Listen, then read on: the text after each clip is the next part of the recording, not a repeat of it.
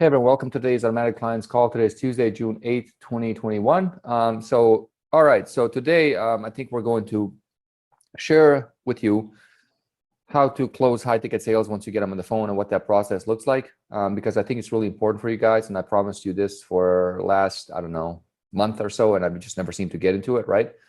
But we'll start off with a little bit of theory, and let me see if Robert and Kevin have some little bit of theory to share. If not, then I'll share my bit, and then we can kick it. We can kick it and get into the high ticket stuff. So, does anybody have to go, like, soon? Like, do they need to go first? Got to get their question out of the way, like a quick question, and then bounce to other calls, or whatever. Let me know in the chat. And let me know by the way, let me know if you guys want to do some theory or if you just want to get into the how to close high ticket. Like, we're okay with either one. Just type in the chat on the right hand side. Just say theory or just say get to the point. They type theory if you want theory first, and type in high ticket if you just want to get to high ticket. We'll let you decide adventure today.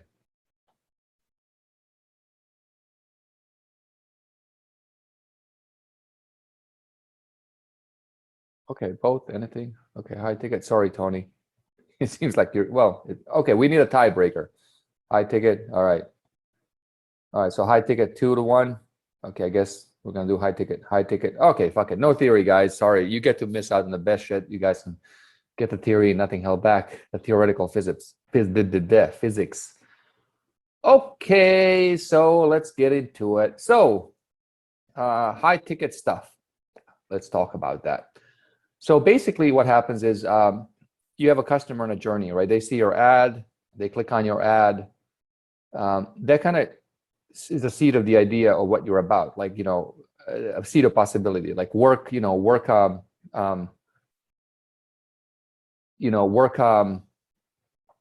home, do less, make more, lose weight, whatever, right? It's just basically like an idea is planted in the ad, right? And so when I look at ads, like, my thing is just planting ideas in the world, right? In the market. That's all I look at, right? And then from there, what I do is, they get to the page and they see what you're about, and it unpacks that idea. And then from there, basically what happens is they get into, they buy your stuff, they buy the high ticket stuff, whatever. And so they basically are very skeptical. The people have this delusion, for lack of a better word, that they think that, if somebody comes to their page that, they're ready to give them a lot of money. They're not, right? And a lot of times it's just the first part of the relationship. So what you really did was, you think you bought a customer, but you really did was bought a relationship, right? That's what you did, right? And so this little distinction is the key here, right? You bought a relationship, right? And what ends up happening is, like, you have to amplify that relationship. You have to create a need, want, desire for them to give you money, right? Okay. And so what everybody else in the game basically does is they operate on this, like, I don't know, I'm trying to think of the word for it, but basically they operate on this idea of people, like, you create something, and then, a bunch of, buttons are being pushed, and then people all of a sudden buy your stuff, right? I operate on a model of, engineering a situation where people want to give me money, right? Okay. And you can't force somebody to give you money, right? You can only manipulate them so much. You can only, push emotional buttons. You can only lie, but the market will eventually push you out, right? The market will self-correct and push you out, right? And so that doesn't really work. And so what ends up happening is, like, you have a lot of these gurus who do that, and they're running around. They're like, I have this many customers, blah, blah, blah. But it's like, they don't have any testimonials, case studies, or whatever. This is kind of like one of the signs that how they're doing it. And so the way I do it is, I have a process where people want to give me money. And I discovered this process many years ago, right? In 2008, whatever. And I create like a 7-day fast start. So the biggest impediment to your success in selling high ticket programs is based on the fact that it's the consumption of information. So it's just it's the same thing. It's like, for example, like if you run a webinar, right? If you run a webinar, what ends up happening is if nobody watches your webinar, nobody's gonna buy it. Webinars still convert, right? If you can get people to watch them, right? The problem is you can't get people to watch them because the problem is, again, you got YouTube, you got like Erica here, she's a YouTube channel, so she's stealing our attention. You got guys doing stuff, they're taking our attention, and it's like it's really hard to compete with that because their stuff is very captivating, right? Like, why do you want to be on this webinar? And especially if there's a price in the back end. And so what ends up happening with a typical webinar model, you typically get the dumbest customers in the game, right? Basically the least aware people in the game, right?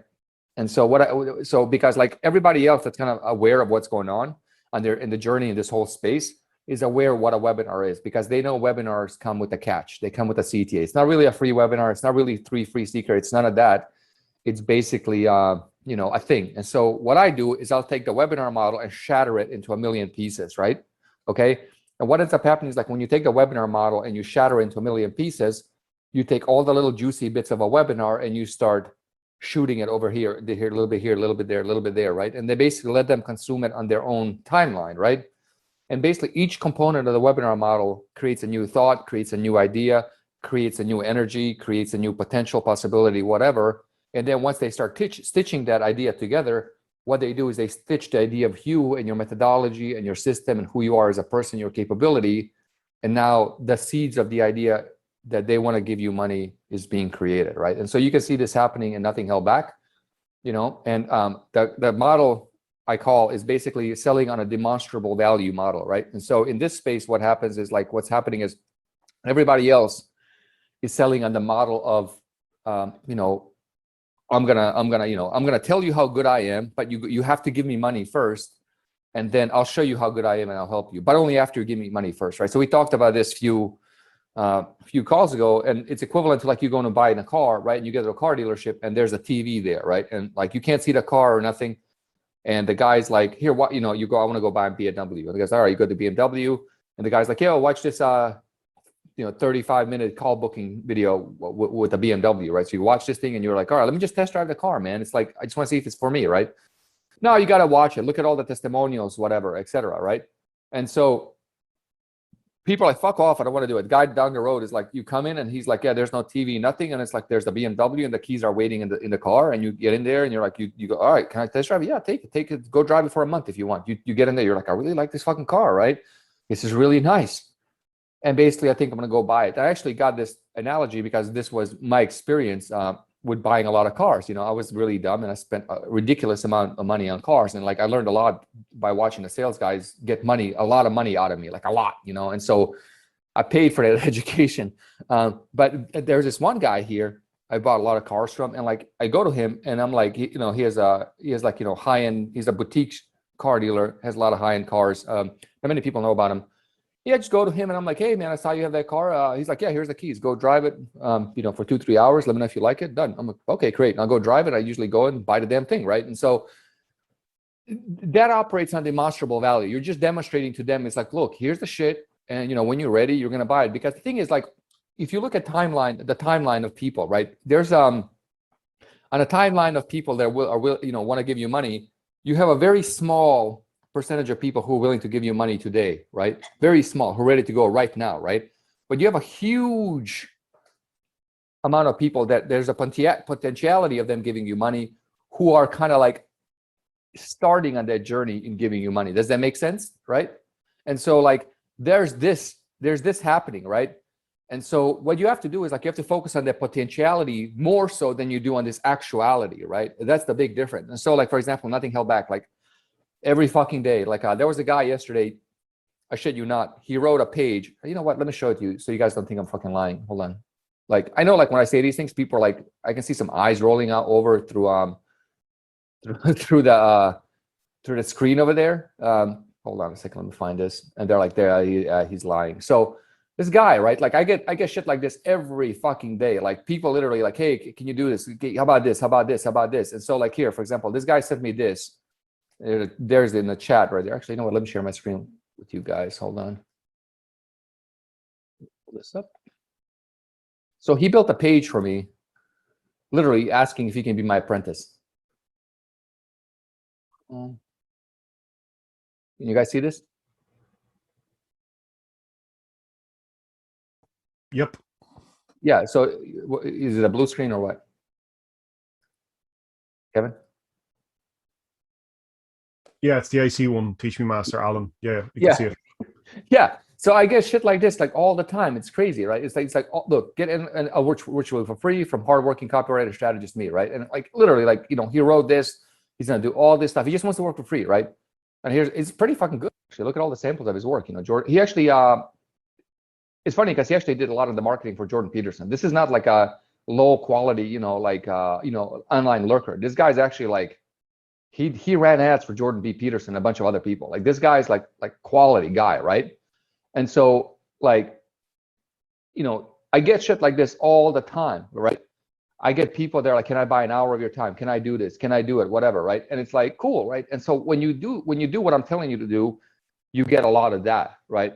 And it's like the cool thing is that nobody can copy you, because like there's very few people that can compete on demonstrable value, right? Meaning that if you know your shit, then you know your shit, and if you don't know your shit, you don't know your shit. And it's like you can't like fake it. You can't fake it till you make it in this game, right? And so what's really cool is like, even though there's like, you know, a lot of competitors in this space, I guess it's like there's very few people, like when you say, okay, let's put all the marketing bullshit aside, let's compete on demonstrable value, right? Let's demonstrate the value.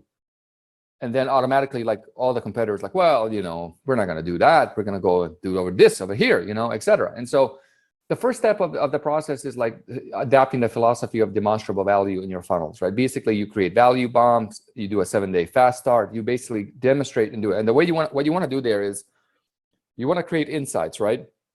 And insights are really important because the word in, right? It's insight, viewing insight. And you want to start changing their perspective slowly, right? You want to basically start changing the perspective slowly. And so if you imagine in your left hand, you have the word possibility, right? So imagine in your left hand, you have the word possibility. And in your right hand, you have the word attainability, right? And there's this distance between the words, right? That's kind of like the gap, right? And so like the closer you can bring those two together, like possibility, attainability, the higher your conversion rate and will go in terms of people giving you money, right? So for example, like, is it possible for me to win the lottery? Yes. Is it attainable? Not really. It's like 1 in 17 billion chance, right? Okay. And so it's like, it prevents me from buying more lottery tickets, right? But for example, like if I say, hey, Mike, you know, it's possible for you to do a book offer, do XYZ and make $1 million a year, right? Yeah, it's possible. I don't know how to do it. Is it attainable? I don't know. It's kind of over here, right?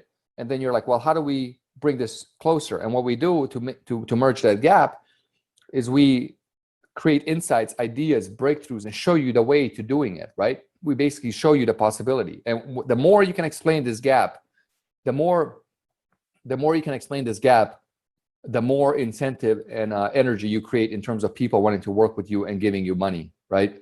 And so when that happens, then it becomes really easy to sell high ticket, right? And so it's like, instead of you, for example, like, you know, slamming the call booking page, whatever, what ends up happening is like people actually want to book a call with you. So it's fascinating because I watched this, I've been watching a lot of Jeff Bezos and a lot of these other super rich people. You know, I've been on a quest to talk to like really successful and smart people. So like just before this call, I talked to one of the people responsible a lot for Gut. You know, you guys know who Gut the Ranker is, Proactive. So I talked to the guy that did all their marketing campaigns and shit. So I spent an hour on the phone with him, and so I'm going to get back on the phone with him after this call. But I'm on a quest to learn from people who've been there, like at other levels, because like in this industry, you have four timelines, right? You have the infomercial timeline, you have the multi-level marketing timeline, you have the internet marketing, which we are in that timeline, and you have the porn timeline, right? And the way it works is like porn is the best one in terms of skill set, then infomercial, then MLM, and then us. But we think we're the best timeline. We're not. The other timelines are so much better because they operate on more constraint. And so basically, yeah. So I'm on a quest to basically talk to a lot of those people and learn more, right? And so I lost my fucking train of thought. Yeah, porn is the last one. You learn a lot from the porn guys. They actually do best. What was I talking about before? I got on got the ranker spiel, so I lost my train of thought because I had something important to say there.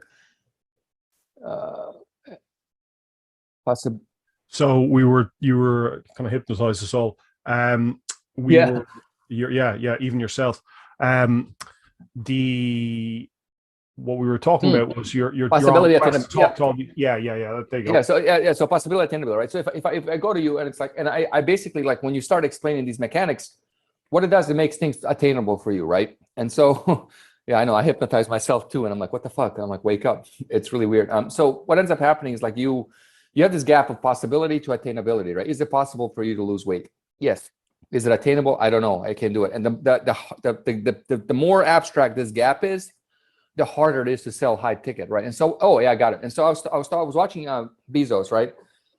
And he has this fascinating thing. He says, you know what made Amazon like take off and become Amazon? They're like, what? And he says, instead of the customers having to find a product, right?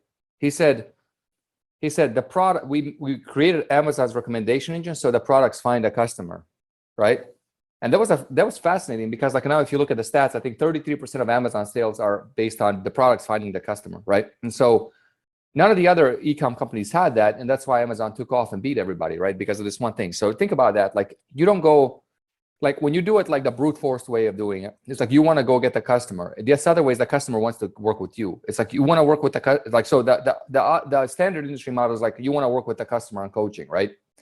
But what you want to do is you want to create a situation so the customer wants to work with you on coaching. So they find you on their coaching model, right? And so when you execute this right, you basically have people, like I have people coming to me all the time, right? And so this idea of, let me open up Notepad so I can do some writing. Hold on a second. I was, let's see, does that make sense for you guys a little more?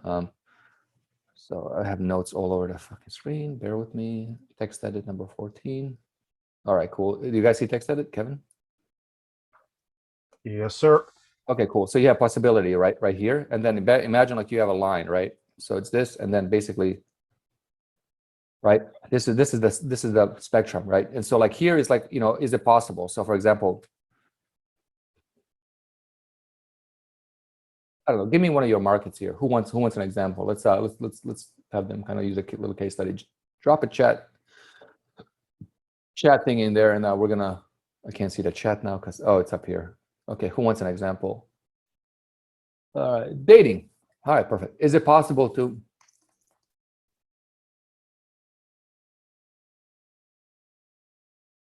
you see that? How attainable is it, right? How attainable is it? Now, if the gap is very big, like that, right? Okay, well, like that, if it's a very big gap, that means like the bigger the gap, the bigger the resistance in them booking call wanting to work with you, right? And so what you do is you focus on explaining the mechanisms of what you do in between, right? And so what you do, for example, how attainable is it, right? Well, one, if you do XYZ that we teach, you know, two, if you do XYZ that we teach, three, if you do XYZ that we teach, four, if you do XYZ that we teach, five, if you do XYZ that we teach. You see that? And what ends up happening, each one of these times you do it, it like shrinks a little, by little, by little, by little, by little, right? And what this does, when you kind of get attainability to possibility so close together, right? What you do is you create certainty, right? Oh, can't spell for shit. Yeah, so certainty, right? When you create certainty, you give permission to people to act on their goals, right? Boom, like that, right? When people have belief in that something is going to work for them and get them the outcome they want, they will seek it out. You see? And so what ends up happening is that when you do that, you create certainty, right? They seek it out. And then when that happens, you basically goes, they willingly want to give you money, right? Now the question is like, where do you do this? Like if you do this, right? And so what everybody thinks about is that, you know, what everybody thinks about as far as the game goes, it's like they do the stupid model. It's like send an email, whatever, etc. So you don't do that. What you do is like you do this right here, and you focus on impressions of belief change, right? And so remember, you're taking them for possibility to attainability, right? And basically have impressions of belief change, right? Keyword is impressions. I'm going to underline this fucker right here, right? And impression means like, how can you get in their minds, right? How can you get in their minds, right? One, send emails, right? That's an impression, right? Two, post in your Facebook group, like me, right? That's another way. Three, do video content. Four, create a YouTube channel. Five, do Instagram posts, shares, whatever, right? Whatever. Six, do free training webinars, right? right? So you do that, right? And basically, then that's how you create impressions, right? Now, the thing is, like, what type of impression you create is really important, right? It's really important because it's not just impressions. So you have to create impressions that basically create insights that bring possibility and attainability closer together, right? Exactly. And then you can also, man, that's embarrassing here. So basically what ends up happening is you create insights every possibility close together. And then in that, you basically want to leverage other people, because the thing is, like, humans have this thing where they look at other people for value comps, right? So for example, if you know that movie I Am Legend with Will Smith, like there's all these like cars and everything like available freely. You can just get in any car and drive it, because there's no humans to place value on anything. The only time something has value other than like utilities of life, like such as water, food, shelter, fire, etc., is when a bunch of humans start looking at it and their resource becomes scarce, right? So value, the term price value, when others start looking at it and when the scarce, right? And so, for example, like air, free, because plenty of it, right? You see that? Gasoline, price, scarce. You see what I mean? And so water, cheap, because plenty of it. You see, so value. So you have to basically look at this value and you have to amplify your value, meaning like, what is the value here? Because people want value in the sense of like what's valuable to them, but also what are they willing to pay for it? And so when others starts looking at it, and with a scarce resource, air is free because plenty of it, gasoline, right? So you want to basically, instead of being air, you want to go into gasoline. And what you do is basically you create conditions through this thing that, you know, I don't work with anybody, you know, this is not for everybody, we only work with this people, etc. You want to make it feel exclusive, whatever. And basically this, you know, we only work with people that want to, you know, we only, for example, in the dating space, we only work with women that really want to find that they love their lives, you know, etc. Yeah, so you do use cases, exactly. You do use cases, you do like case studies, you do examples, you pack that fucker all over the place, right? But what you're doing really is all along you're moving possibility, attainability, possibility, right? So is it possible, for example, with Sven, is it possible that, you know, I can get somebody to invest $10 million in my company? Yeah, others have done it. But how attainable is it? Oh, you know, I don't know what to do. And then when you start doing all these, it's like this gap shrinks and then certainty increases, right? And so like what ends up happening too is like, you know, if you, for example, if you do XYZ, this is another example of mutation. If you do XYZ, just like so-and-so that got so and so result, you can do it too, right? So for example, if you, with Sven, if you follow our strategy, if you do this one piece of the puzzle, just like John Smith did, and John Smith raised $500,000, you know, boom, you know. And so that's basically operating on the concept of demonstrable value, right? So I'm going to type this here. Demonstrable value. You are demonstrating value. You're not telling them about the value. You're demonstrating it. You see that? So you're demonstrating the value, right? This is a big fucking thing right here, because nobody's demonstrating shit. Everybody's like, you know, book a call or whatever, or motivating, right? So what ends up happening is like when you demonstrate it and do this process, you get very high quality people, right? And so, you know, what ends up happening, you get very high quality people that willingly want to give you money and want to work with you. And then those people turn around and become, you know, your evangelists. And so like this morning I woke up, Kevin's the moderator and Nothing Held Back, and he can attest to this. There was like, I think like 80 people that joined, and it's all other people inviting people. So we had like 200 people join. Like Dan Henry joined, Joel Irway joined, like clients and community guys, their entire team is there. Traffic and funnels, their entire team is there. It's like the entire industry is in there because of this. User cases fall under this too, I assume. When is that attention span vanishing? Post days. There's no set rules. You just want to go feel it, man. You go by feeling, you know what's right. So for me, when Nothing Held Back, I try to do 2 really high quality posts a week, and then maybe 3. I did like 1 every day. And when you do 1 every day, what you do is like early on, you want to do like a lot, basically get that so early. So this is the process, right? So when they, whoa, gotta stop yelling with my fonts here. When they join your land, right? Call it your land in the sense of your group, your Facebook, your new universe, right? Your universe, let's say universe, right? So universe, when they join your universe, basically day 1 through, I'd say 21, maybe 30, right?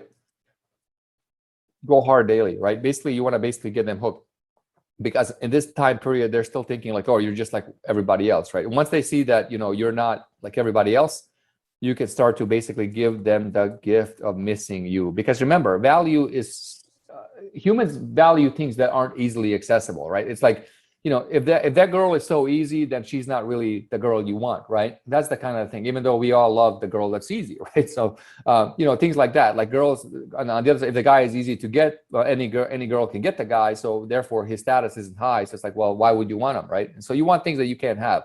So basically what you do is you give them gift of missing you, and then you breed dependence on you. You're the only solution, right? And so in Nothing Held Back, I'll drop like 2, maybe 3 times a week. And then basically it's this stage right now. I'm giving them the gift of missing me, and then basically I'm breeding dependence on them, and I'm the only solution. Hence why they're all DMing me with wanting to give me money, right? You see that? And you do this process and it works extremely well, right? Who's with me here? Are you guys, give me some chat. Do you like this? Do you hate this? And so before we go to the next area of closing shit. All right, who's next? Who else is there? Okay, good. All right, wonderful, right? Okay, cool.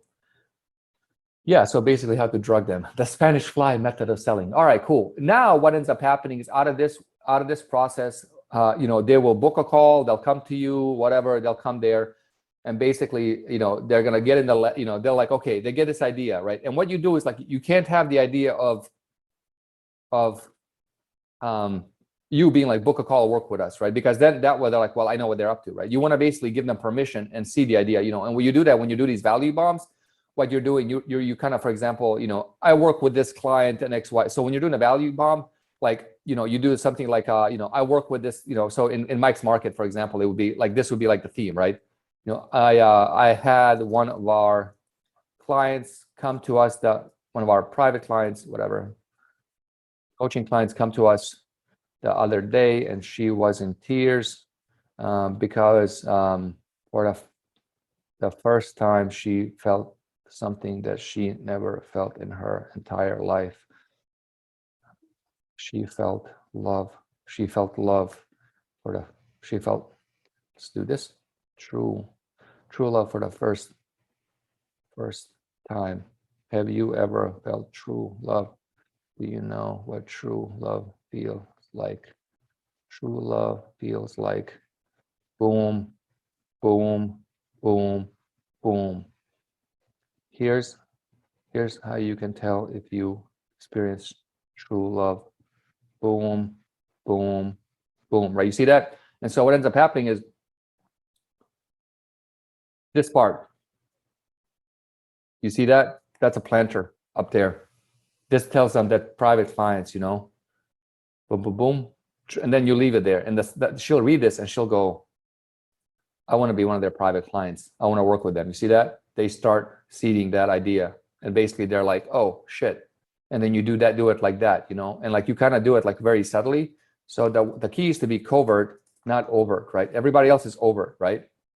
And so people basically pop out of nowhere and then they want to give you money, right? It's great. So, so you do that. And then once they book a call with you, right, you don't ask them any questions. So on our forum, what we do is we ask very few questions. And basically the reason being is like when there's how much money do you make and all this bullshit, it's like this, it feels very transactional, right? And so, but you can even go a little further. Like some people are like, they need to be given explicit information, and so, you can be like, for example, P.S. If you're someone who is looking to get personal one-on-one help with XYZ, don't hesitate to book a call with us and we can see how we can help you, right? So typically you have 2 types. You have the hard close and the soft close. I typically like to go with the soft close like that, right? You see that? And so what they have, they book a call with you and then they schedule a call, and then you don't want to do more than 3 calls. Let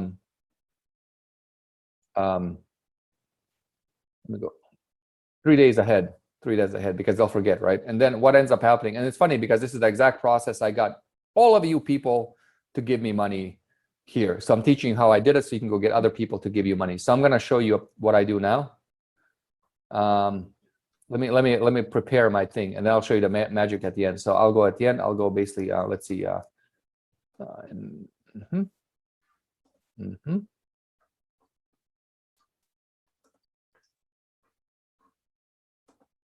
Just while Alan's organizing his thoughts, one thing I will say is if you do this all right, and for your call booking form, one thing that is valuable, I think, that to even accelerate the emotional investment that people have on their journey to you, is give them in the call booking form an opportunity to splurge what their excitement about the call is. So like, why do you think we can help you, or something of that nature, like, so that they get to release that emotional charge that they've come to the call with when you do all this other stuff right, because that anchors them. They're then saying it to themselves, this is what I think is going to happen when I get on this call and work with this person, and that even re-anchors them to getting on the phone as well. So it just helps kind of feed the loop of them actually coming through. But if you do this really right, that doesn't matter, but it's just another it's another thing that helps accelerate the emotional investment as well for people when you hit the nail on the head for them when they get to that point. Yeah, 100%. And so the next thing, what you got to do is you got to realize, that's very good, Kevin. Thank you. Yeah, so everything you said, you guys do, because Coach Kevin is awesome. So basically what ends up happening is, anyway, so what ends up happening is, like, you have, a person will come on a call, right? Like this, just like this. And like, so you can be like, I don't know, I guess we can role play. Who wants to be sold right now? Any hands up? I can just do the whole process with you.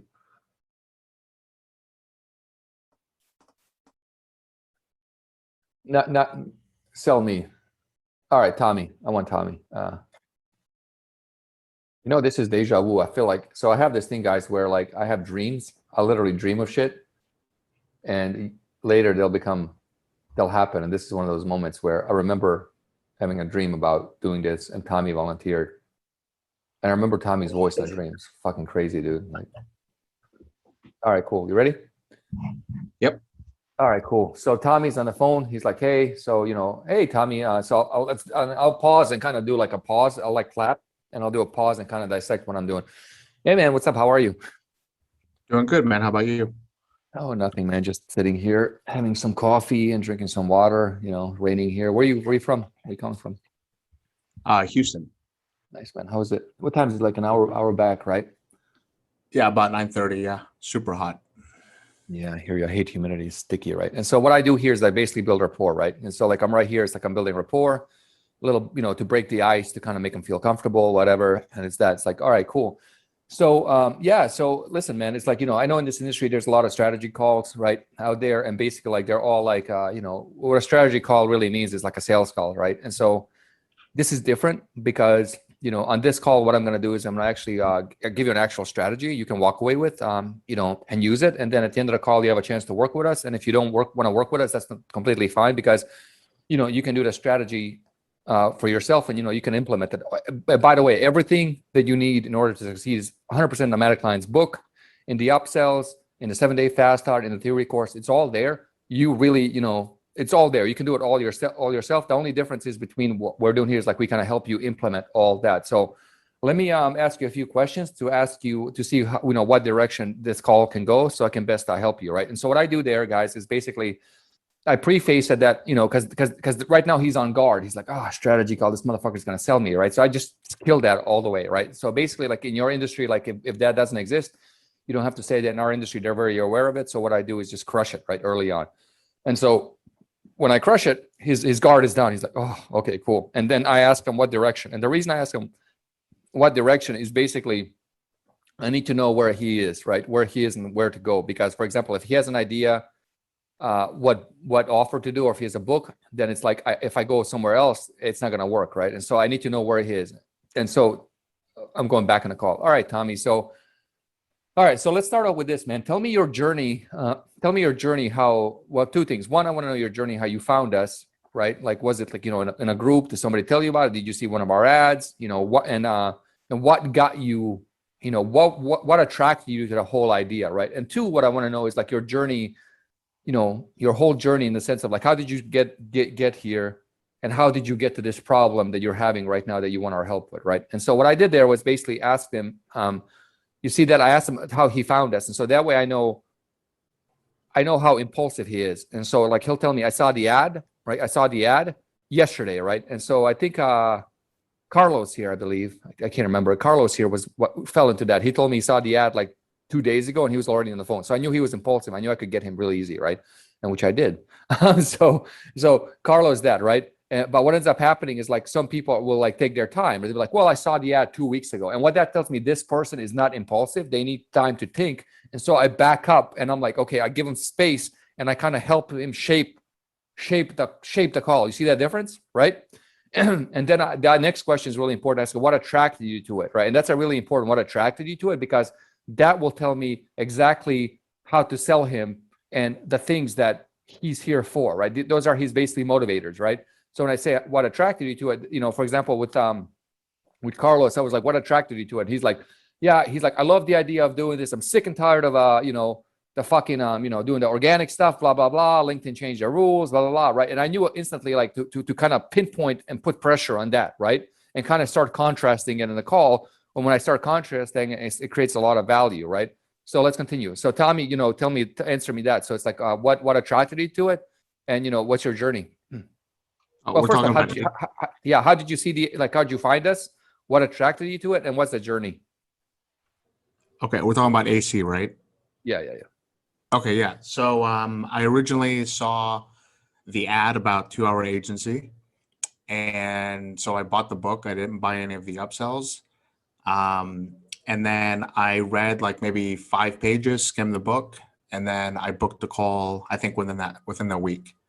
And so that was how I came about that.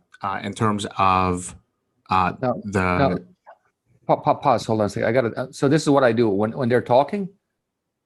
Hold on. You guys see my screen again? yeah. You guys see the notepad? Yep. So as he's talking, what I'm literally doing is just capturing these like big data points, these metadata points. So keep going, Tommy, and you'll see me doing it. So.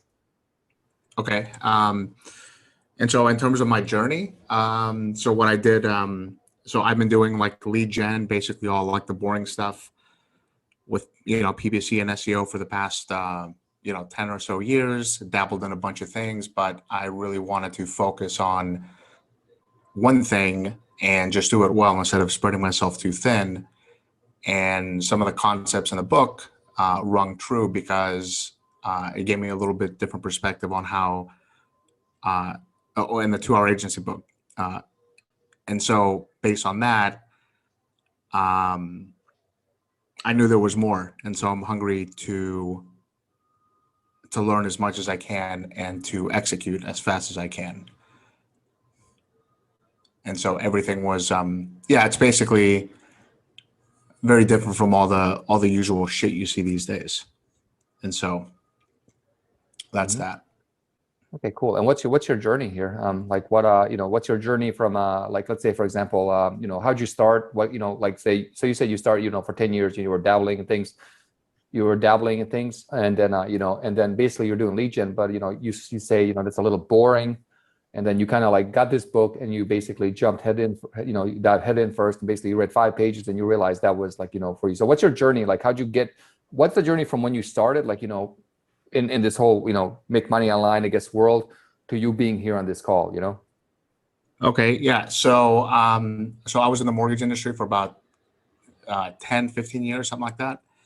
And so what I did was I saw a lot of other people working hard, like, hitting the streets and stuff. And I always kind of liked the tech side of stuff. And then I just basically, long story short, figured out a way to generate my own leads online, and then expanded that, scaled it to a lot of different places, and basically created my own network of referrals online. And so that's what I was doing with that. Now, in terms of where I'm at now, I stopped doing the mortgage thing because it was really repetitive and just there's nothing really that excited me about it. So it's just kind of like the same shit every day. And when that happens, my mind just goes to sleep. So I don't like that. And so what I did was I created my first affiliate site, got it ranking within like the first 30 days, knowing absolutely nothing, just landed like on a blog. And then I'm like, shit, if this works, there's a lot more that can work. And so, so what I do is I just always do everything I can just to get to the top. And so I ended up doing like I don't want to say like I guess maybe it was like an internship, like down in Mexico. Met a lot of cool people, made a lot of cool contacts, and I just keep going forward and opening. That's what I do. That's cool. And man. All so, right. yeah. Nice. All right. Great. Yeah. All right. Awesome. Yeah. So yeah, I'm definitely going to help you and show you all that and how, why this is different. All right. Let me deconstruct that. Right. And so what I do is like, I do this, like, I don't really take as much notes because I kind of like keep all the shit in my head. Right. But basically this is the shit that goes on in my head when I'm, when I'm talking to people. Right. So basically he said he read 5 pages. That means he's impulsive, right? That means he likes to get to the point, right? He likes to get to the point. And by the way, do you see like my notepad that I'm writing here? Yeah. So basically read 5 pages. It told me he was impulsive. That means he didn't want to go the whole thing. So some people like to kind of get like partial information, right? So I'll write this here.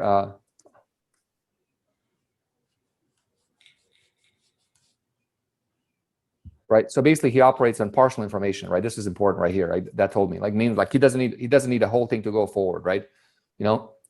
He's he's in Legion, and one of the reasons he's on this call is because he doesn't like boring, right? I got out of there, it was boring, right? So you can't say this is going to be boring, whatever. So with Tony Rudy here, because of his personality, he likes saying repetitive stuff. I'm pretty sure that I would be like, he would say something for his, like, I can't remember what I did. I was like, but you're going to do the same thing. It'll be boring. It'll be great. And he'll be like, okay, awesome. If I use that word with Tommy, he'll be like, oh, hell no, right? And basically he did 10 years dabbler. And that what this tells me here is that he likes to jump from thing to things, and then basically like nothing works, right? Because of his dabbling nature. Now, but he likes to right now focus on one thing. This is his high value, just one thing that works, that gets him the results. So that's not boring, that prevents him from dabbling. He used the word concept and perspective, right? So like these are the 2 words that he likes to use. He wants more, and he likes to execute, meaning like he likes to go ahead and execute, and he wants something that's different, right? This is important. And then his timeline is the mortgage industry, 10 to 15 years, likes long timelines. So basically like for him, it was like, this is something you can run a very long time, and make money from it. Right? He's tech oriented. So basically that means like, in process oriented. So, I'm going to show you how you can, build a process, organize it, and basically it'll work. A process will like work for you. You can do a lot of things. He likes to leverage basically that. And so you can leverage the timelines. He's doing repetitive, boring ass work, make it non-repetitive, just push him away from buying. So if I say, you're going to do the same thing every day, like clockwork, which probably for Tony, it would be fine. But for you, Tommy, it'll push you away, and basically got results in 30 days. And so basically that means he wants results in 30 days. This is his timeline right here. Basically when he told me that, to him, it's like, I want to see something happen in 30 days or I'm not interested. He needs proof of concept on one thing, which I'll show you in a pitch right now. And basically tends to work hard to figure things out. And so I'm going to say, well, you don't have to work hard. We already figured everything out for you. He likes to have an internship model, basically likes to learn from others in real time, right? So watch how I take this shit and kind of go into the pitch. And why the fuck did this kick me out? Hold on. All right, whatever, doesn't matter. All right, let me stop this screen. And let me see, hold on. What's Neil saying here? Yeah, exactly. So I'll be back, guys. I gotta use the restroom, and then we're gonna go into the actual pitch, and I'll deconstruct each part of the pitch, and I'll show you how I get him to give me money. And Tommy, get your credit card out because he's gonna go down. Hold on. All right. Dale, I'm definitely not move away. In the context of this specific thing, you are. See, move away and move towards are sliced by context. So to give you an example, when it comes to I'm working out, I'm move away. When it comes to almost everything else in my life, I move towards. And so you can slice this by context. In the context of sticking with your mortgage stuff for years and years and years, and once it got past boring, then you're like, I don't want to do that. So that's where you move away. Right. Okay. All right, I'm back. Yeah, everybody can jump in after this. But basically, like once that's happening as Tommy's talking, I forgot about one of the most important things, which is say, So just let's go back to that. Let's repeat that last thing because I didn't identify that this is really important. So Tommy, like tell me about your journey here. Just repeat it and watch this. Go ahead. Yeah, did the mortgage thing for a long time, 10, 15 years. And then from there, created a bunch of websites, started generating my own leads, started making a lot of money. And but then it just kind of got like really repetitive. There was nothing really interesting about it anymore. So I just kept wanting more. Yeah. Yeah, yeah. So you see what I did that? I kept saying, Can you guys hear that, by the way? Give me a chat. Yeah. Yes, no? Yeah, you can hear it, right?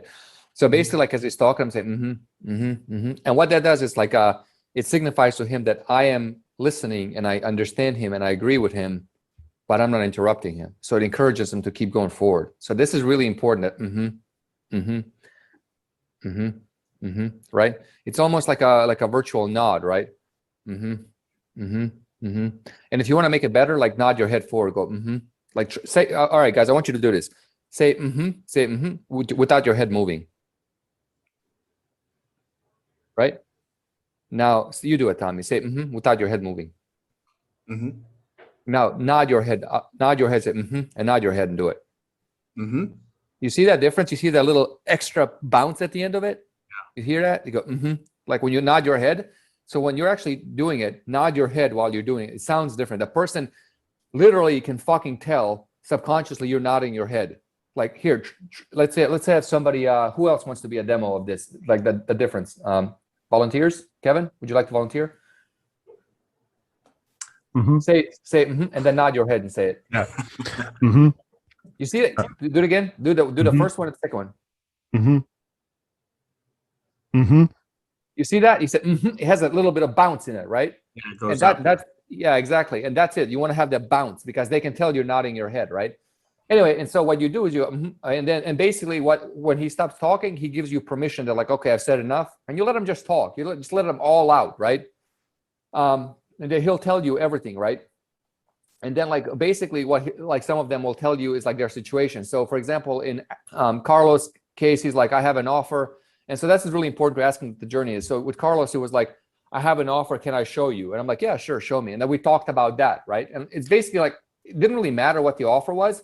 I just needed to give him space. So he feels that I looked at his offer and that it mattered. Right. And so some people will come to you, will basically like, I have this situation, because like, you can't go into the pitch and presentation with that. Right. And so with Tommy, he doesn't have an offer. So that's basically him starting from fresh. But like with Alex and Carlos, and Sven and some others, they had the offer. And so like after this part, you ask them, you're like, and they'll basically say, it's like, and I'll say like, well, do you want to talk about what you got going on right now? Right. And so what I'll say, do you want to talk about what you got going on right now? And you ask them, they're like, yeah, sure. And it's like, okay, here's what I got. And you again, I get it. I see. Okay, I see.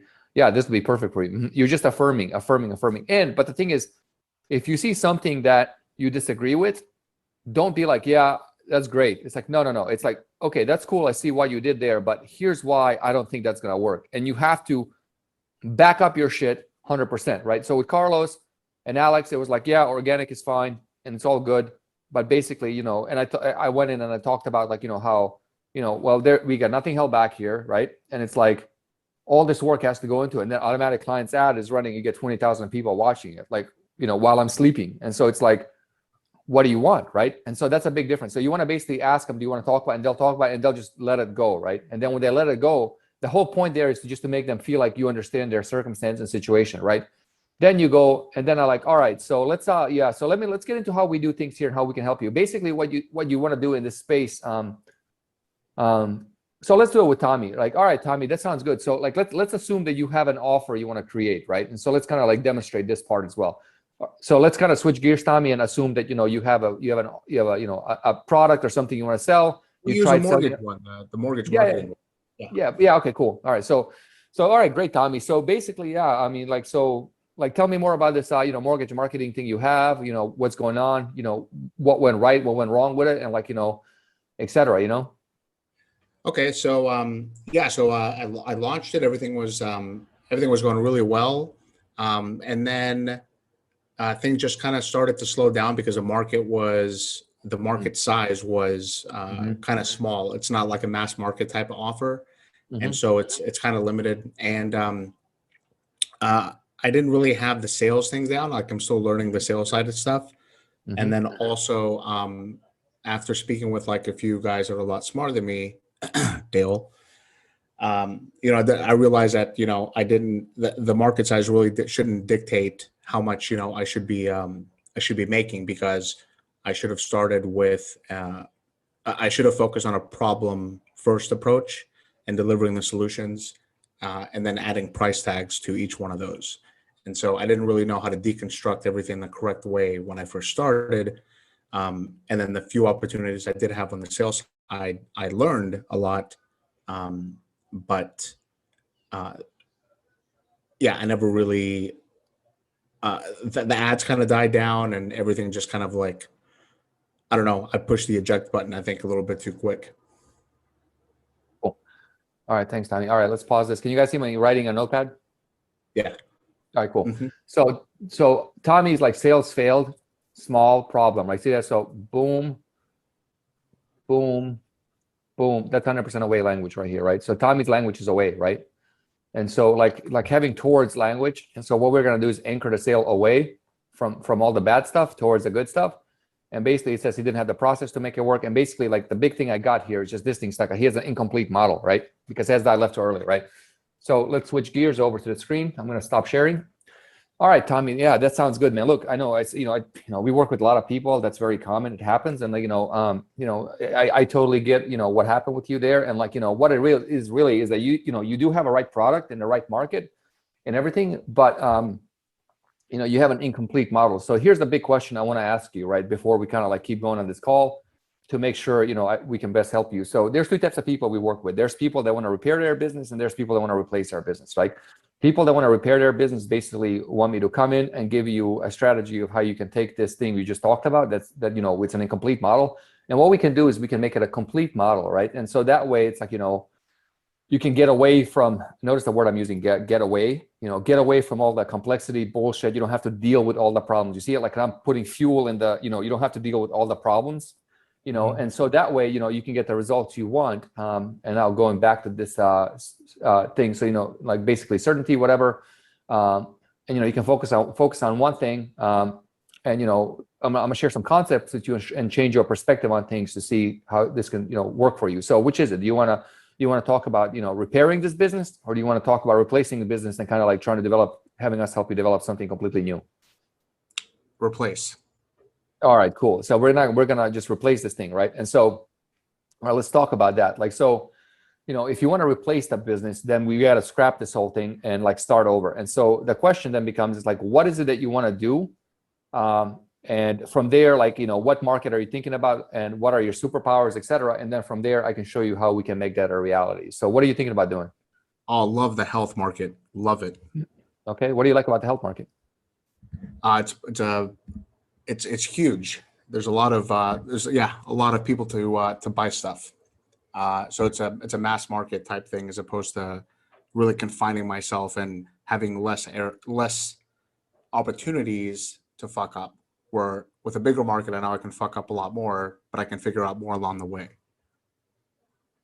Right, exactly. I totally get that, man. And so it's funny because like sometimes when I'm writing notes, look, my voice go, yeah, totally. Like you can see kind of me like kind of being in my head trying to figure out the like, yeah, all right, cool, yes. And then I bounce back up. I'm like, all right, cool, yeah, man, I totally agree with you. I used to be in a health market back in the day. I had a supplement company and I sold it, and I got to tell you, man, I kind of miss that. It's like there's a lot of money in that, and it's a lot better than most other markets because everybody's everybody's healthy, right? So human beings, as they age, their health changes. And so it's like a forever market. It's like an inescapable market that nobody's ever going to solve. So therefore, there's always a ton of opportunity there. And the cool thing is like about the health market is like, it doesn't matter how many people go into that market because, it doesn't really matter, right? Like, so it doesn't really matter how many people go into that market because there's a ton of opportunity. In fact, so I have these two friends, Jay and Eric, and they own they won the supplement game maybe 3 weeks ago, whatever.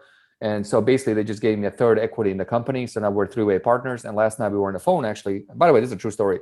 And we came up with like, literally 8 offers, right? I'll talk about it later. And, and what we did was like the first offer we launched, right? I can show you guys what it is, did $50,000 in sales the first day, right? 50 grand in first day.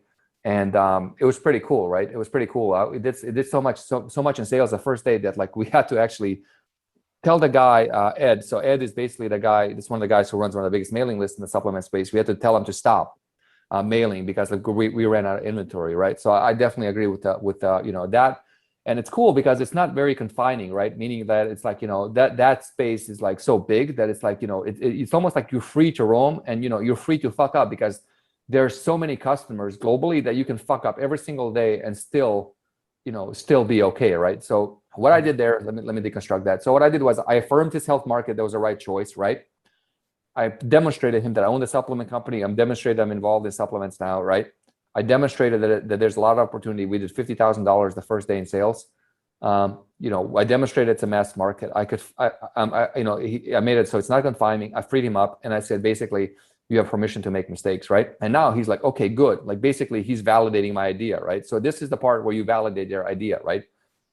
And now let's switch into it. All right, Tommy, that sounds good. So listen, man, here's what I'm gonna do. I'm gonna walk you through the process and show you how we do things at Automatic Clients. And we do things a little differently. So everybody else out there in the health space, basically what they do is, they'll do this model where they'll do the supplement first, right? And then they'll like sell the supplements. But the problem you have with that is like, you have to ship the supplements.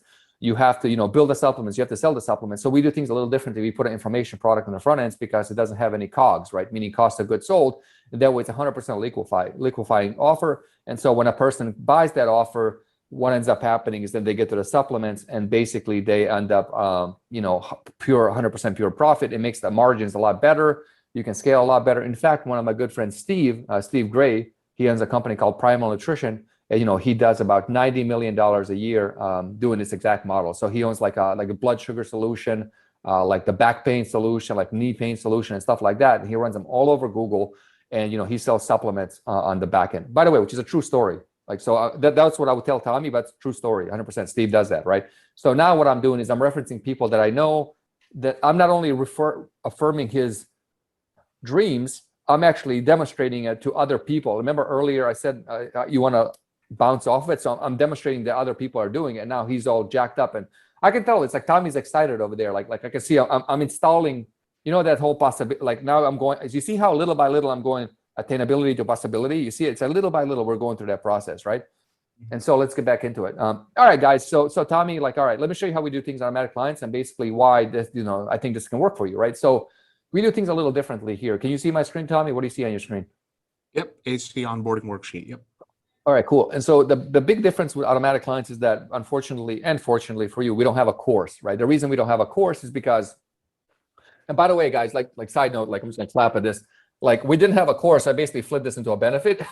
If we had a course, I would talk the other way, but I just flip it this way, right? Because it works. And so now what I do is I just put them into that thing and I'm like showing them exactly how I'm going to get them to the finish line, right? And so I say, all right, Tommy, yeah. So basically, like, I did a lot of consulting, for a while for a lot of top gurus, and they would pay me like, $50,000 to $100,000 a pop.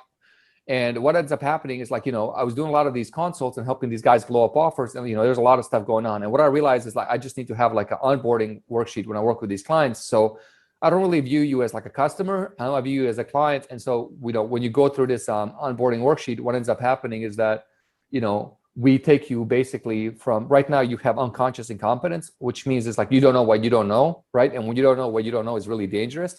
And what we want to do is we want to take you to conscious competence, right? Meaning over here, right? That way you know what you know, and you know what you don't know, and that way like you can, you don't make mistakes, right? So you don't make fuck ups, and you don't feel stuck. So you notice I'm using all his away language right there, right?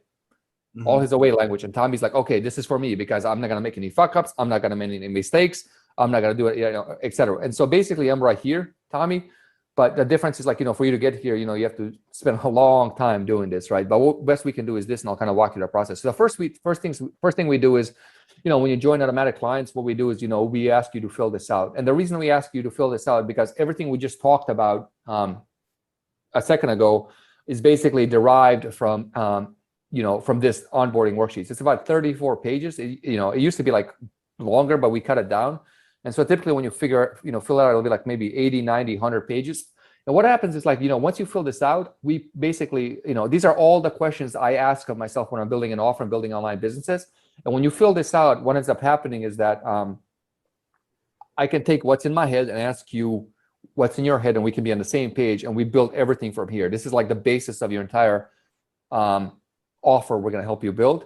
And so like, I'll just walk through it. And then if you have any questions, feel free to interrupt me and I'll stop and I'll kind of fly down through it and kind of get to showing you everything, right? And so Okay.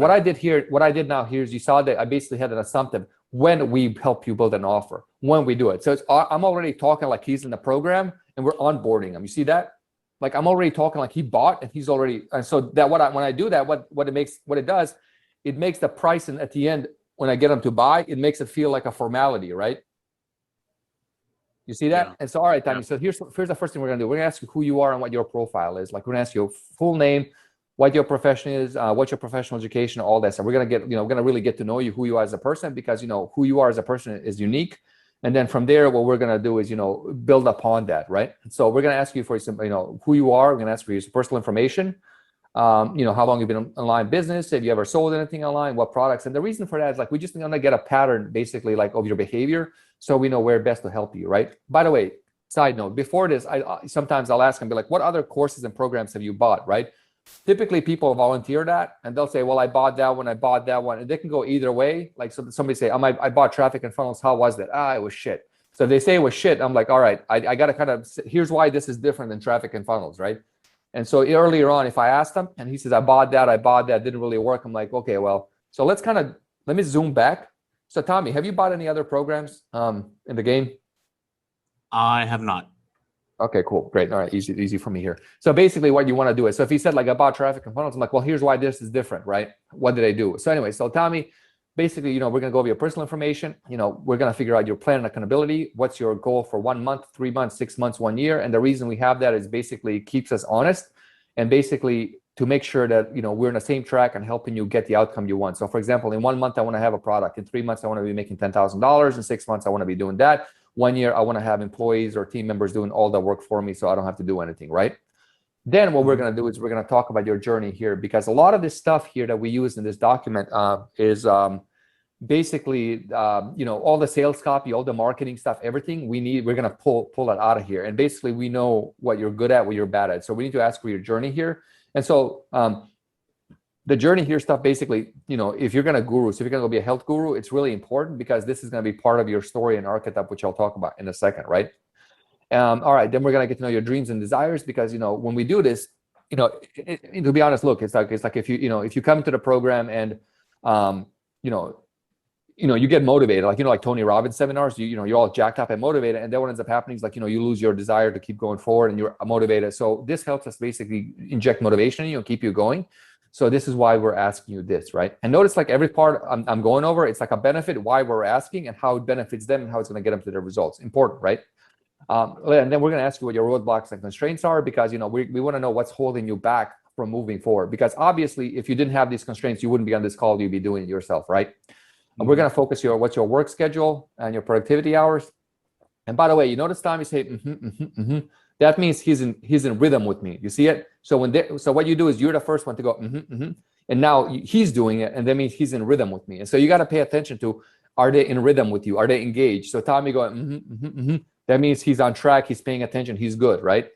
And so, yeah, so basically, Tommy, we're going to figure out your work schedule, productivity hours. And the reason for that is like, we want our team to be, to help you out and help you get results.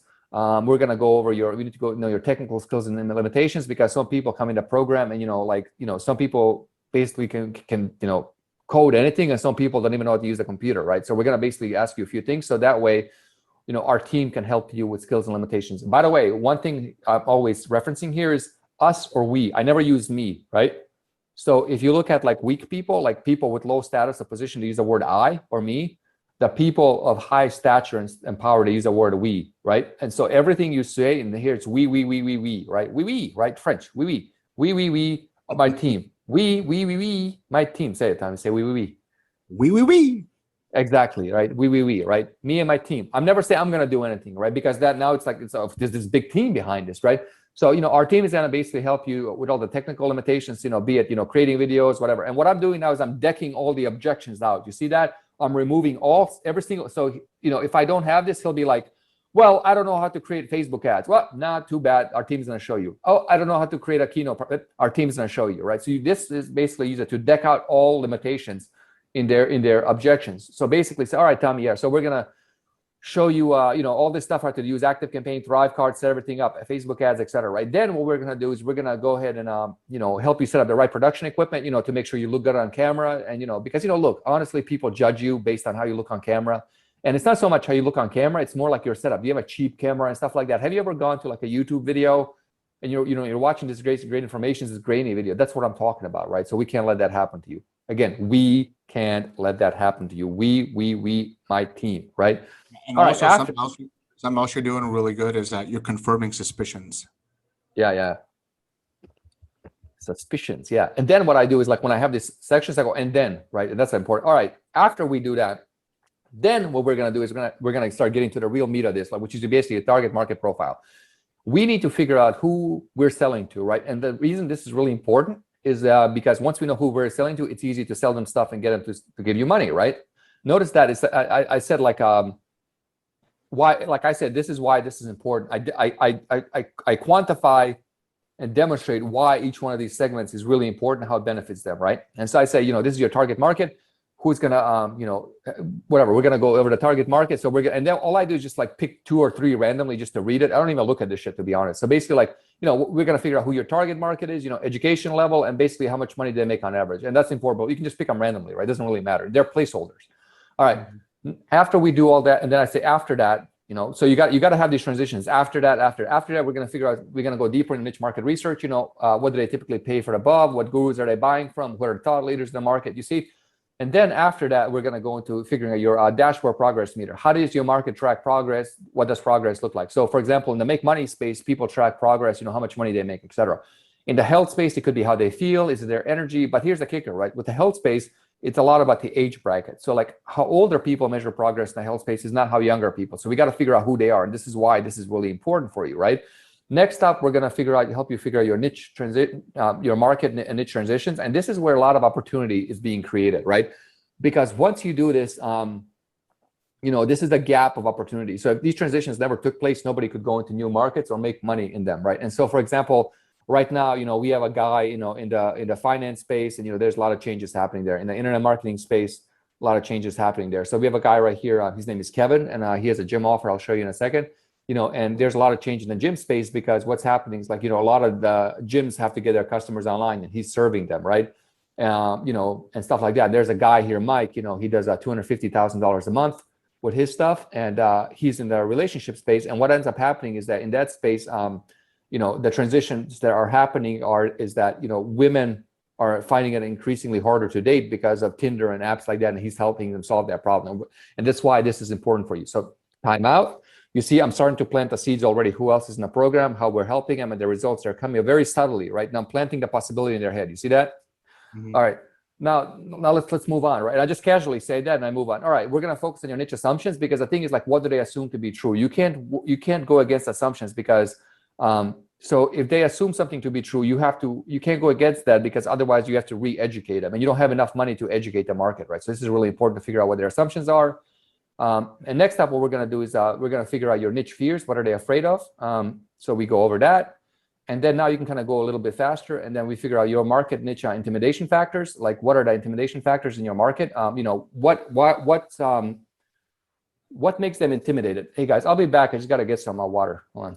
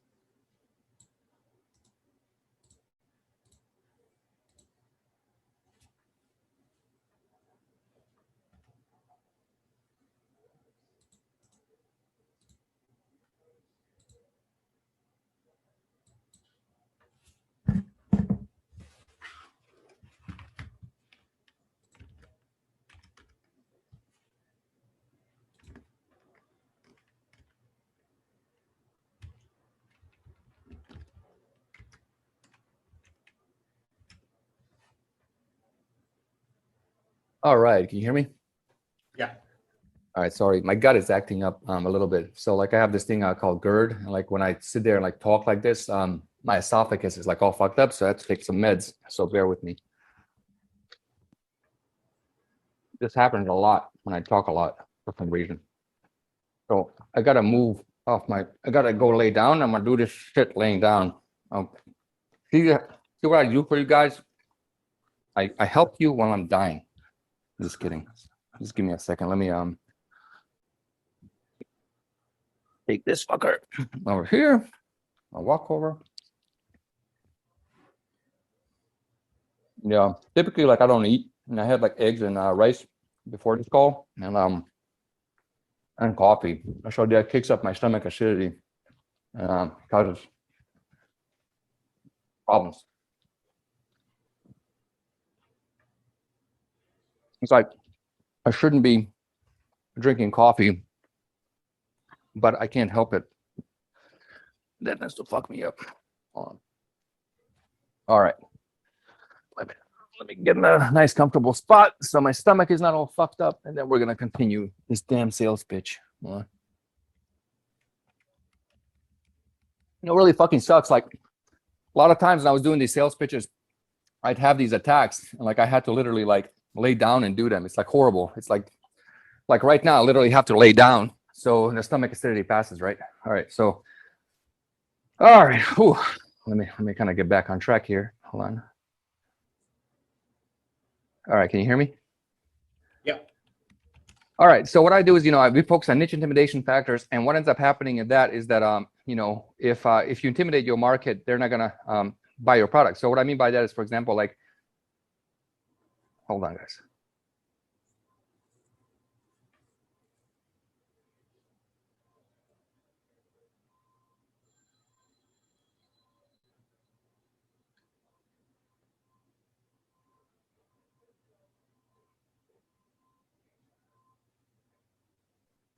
Waiting for this medicine to kick in.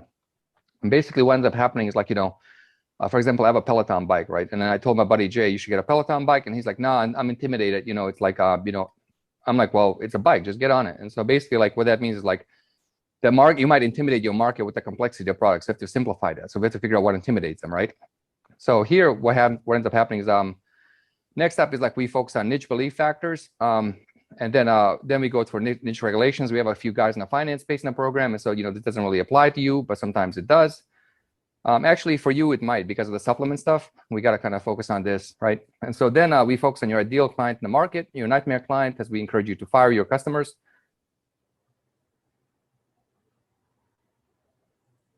Yeah, hang on, guys. I got to get this meds to come fucking kick in. I apologize.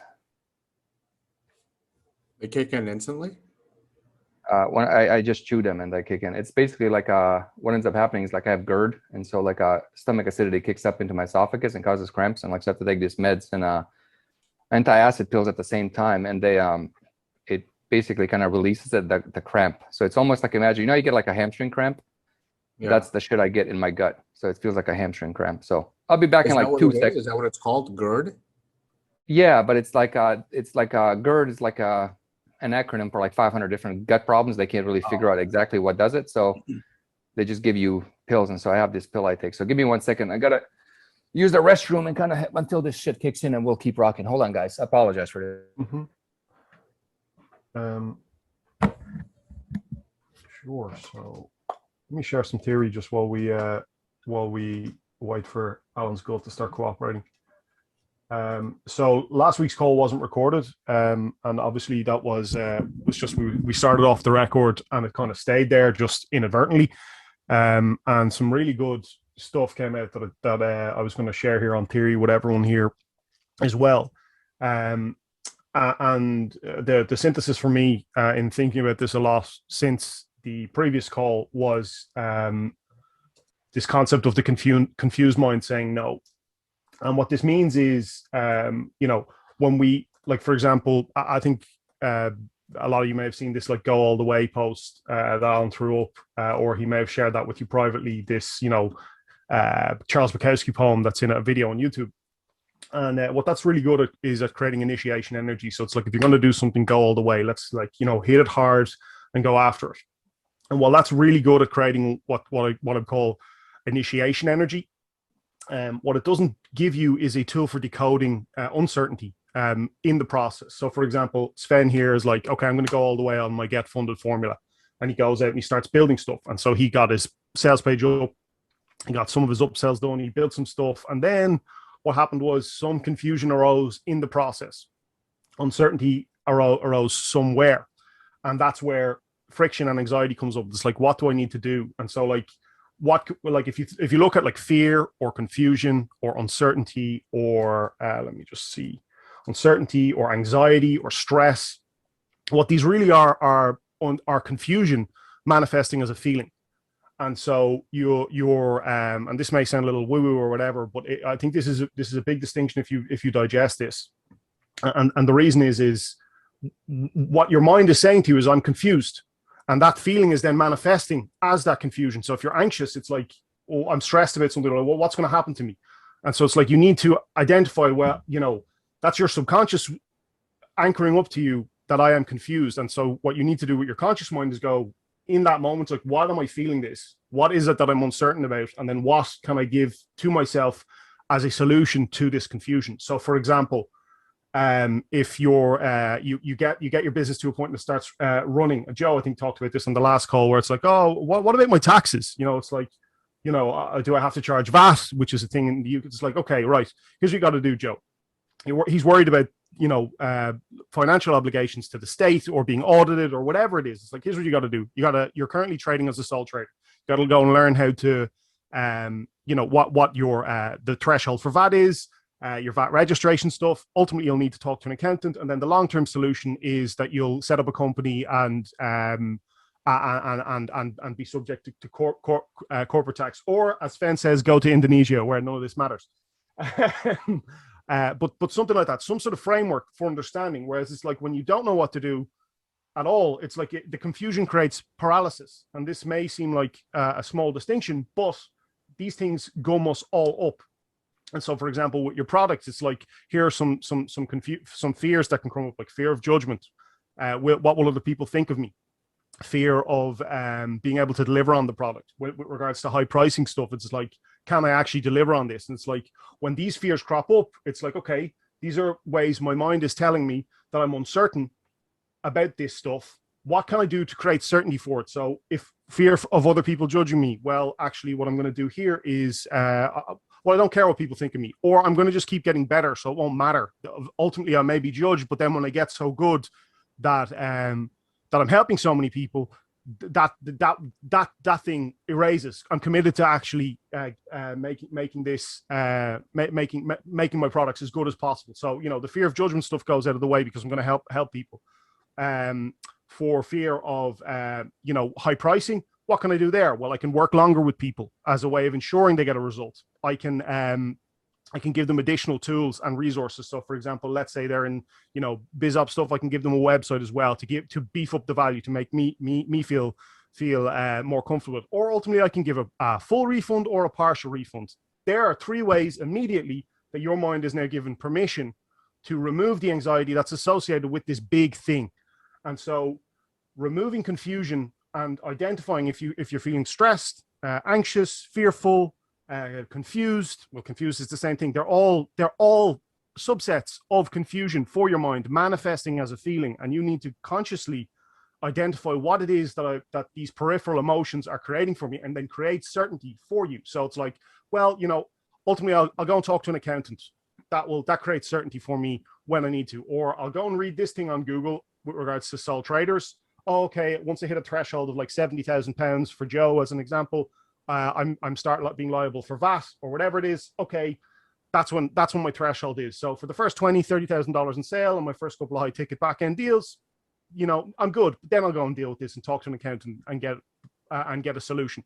But this identifying, because this is why you at times you'll have massively high output, and then you'll hit this little rock in the road, and you're like, why am I creating so much stuff? And then all of a sudden, I wake up one morning and I'm not creating stuff. Yesterday I was killing it, and now today I'm not. What has happened? And this, I think, is the thing that has occurred. There's a degree of uncertainty has come up in something. It's created confusion for you, Your confused mind is then saying, I don't know what to do. And as a result, you get stuck in paralysis. And so when this stuff starts happening, you go, what am I confused about? And what certainty do I need to give my mind to continue moving forward? Yeah, Matt, everyone gets this. Yeah. So this was the huge synthesis from the last call. Sorry, Alan, I'm just going to... No, this is a huge synthesis of the last call. And yeah, I just wanted to share that with you. We'll go deeper on that at another point. But just while Alan was recovering, I thought this was something to give the guys. So you good to go now? Yeah. So typically what I do is I'll take these meds and then it'll like start, like I literally hear sounds in my gut and start moving. So they're moving around. So I'll keep trucking, guys. By the way, guys, this is crazy because like you guys don't know this, but like there was a point in time last year for like 3-4 months. I did all these calls in bed. Like literally, all the calls I did with you guys and helped you, I literally did them out in bed.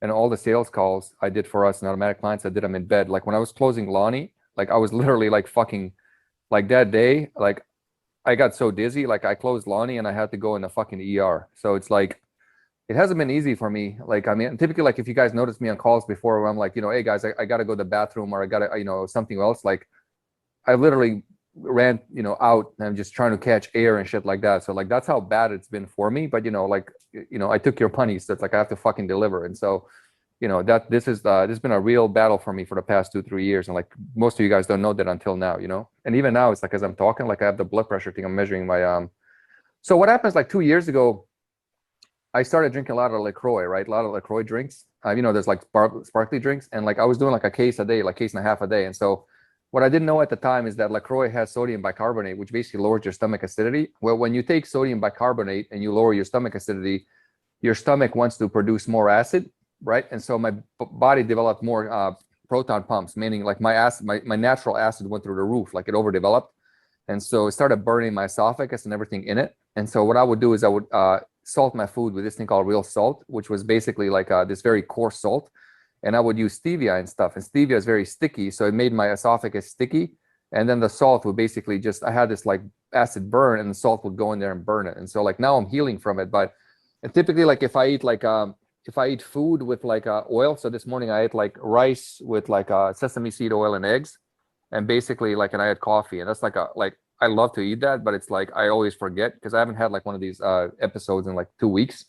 And that always kind of fucking puts me down. So typically like I'll have like rice with like just something else, not eggs, that's not oily, and it's fine. So oily foods trigger. But let's continue this. I want to get through this thing because I think a lot of people have been waiting for it. So, all right. So Tommy, basically what ends up happening is like now when we find out is the solution to your problem, right? So, and what that means is like, we got to figure out what your solution is to the market problem in the health space, right? So we figure that out. And then what we do is we figure out your superpower, right?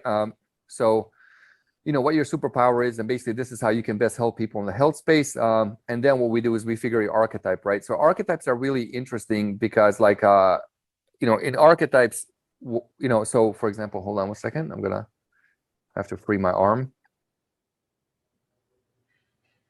Hold on.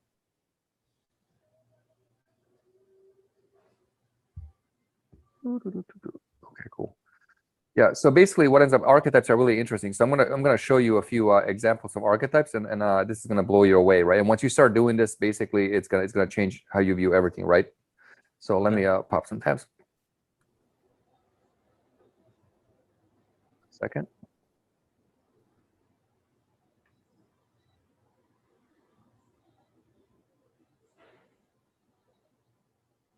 Right. Okay, cool. So for example, like I'm sure you've heard of Frank Kern, right? You've seen his ads everywhere, right? Frank Kern, this guy right here, right? Mm-hmm. So yeah, so this is Frank, he's a great marketer, and like this is Frank, but he used to look like a surfer, right? Now, if you look at like basically this guy here, Don Draper, so it seems like Frank, all he did was like watch Mad Men and said, you know what, I'm gonna go become Don Draper. So for example, if you type in, for example, Don Draper on vacation, right here, you can see him right here, right? And if you look at the similarities, this is Frank Kern, same glasses, same haircut, same watch, his wife even dresses like Betty Draper in a TV show, right? So Frank basically archetyped himself after Don Draper, right? Next up is Garrett White. So I'm sure you've seen Garrett White's ads right here.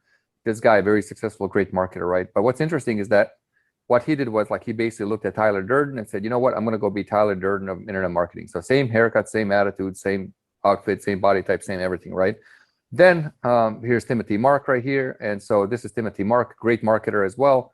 And if you look at what he did, he basically went and archetyped himself after this guy, Daniel Craig from James Bond, right? So if you look at him, it's the same outfit, same everything, right? Basically, these guys become these characters. So if you compare that to that, it's very similar, right? Tie, everything, right? Body, height, hair, everything, right? So what ends up happening is like once you start archetyping after the market, like basically all these guys, the market starts to resonate with you, and you tend to do a lot better. So we'll help you figure your archetype, and this really blows people away. So you got to have one of these, like in your sales script, you got to have one of these little nukes, right? Basically, this gets people really like, oh shit, this is basically the oh shit moment for us. So when I do that, it really moves the needle, right? All right, after that, we figure your market process. Like we figure out what's your disruptive idea, because, when you're running ads out there, like people are, there's a lot of noise in the market. So what you have to do is you have to basically cut through the noise, and we do that with the disruptive idea. And then we focus on how can this shift your market? Like basically, is this big idea big enough to shift your market so everybody's like, oh wow, that this is the new thing, right? And then we help you figure out your system model framework. And then after that, we help you figure out your how you keep your scoreboard dash progress meter, right? Meaning like how you how you measure progress, right? Because when you come to automatic clients, our progress is that we want you to make money, not feel good, right? This is not a feel good program, and so that way we need to measure progress. So we have some KPIs, progress meter, etc. Then what we do is we figure out your brand assets, what your brand is, and there's we got little tricks like that to show you. So for example, like there's a guy in our program, his name is Kevin, right? And by the way, it's funny. Kevin asked me like, why the hell do you keep going to my website every time you do a sales call? Like he saw the stats, and I told him. So, we got this guy, Kevin, and like, he owned the gym, but he didn't really have any testimonials and case studies because, he just sold his gym. And so what ended up happening is like, we taught them this little trick right here. For example, he can use on a page right here, basically gym industry news.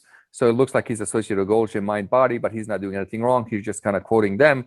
And it's kind of, brand by association. So we help you do that. So see what I did there? I just started demonstrating. Now I'm opening the door and demonstrating what other people did. Then we focus on, your credibility, what's your results, testimonials, awards, etc. And then what's your credibility? We focus on that. Your trust factors. Why should people trust you? Because look, the reality is people aren't going to give you money unless they trust you. And then after we do all that, then we basically get to, the point where we give you everything. So we help you with your, your product lineup, your front end product, main product, upsell. We help you with all that. We basically help you figure out if you want to do a book. We have a book writing worksheet. Let me show it to you. Hold up. Book writing worksheet right here. Right here it is.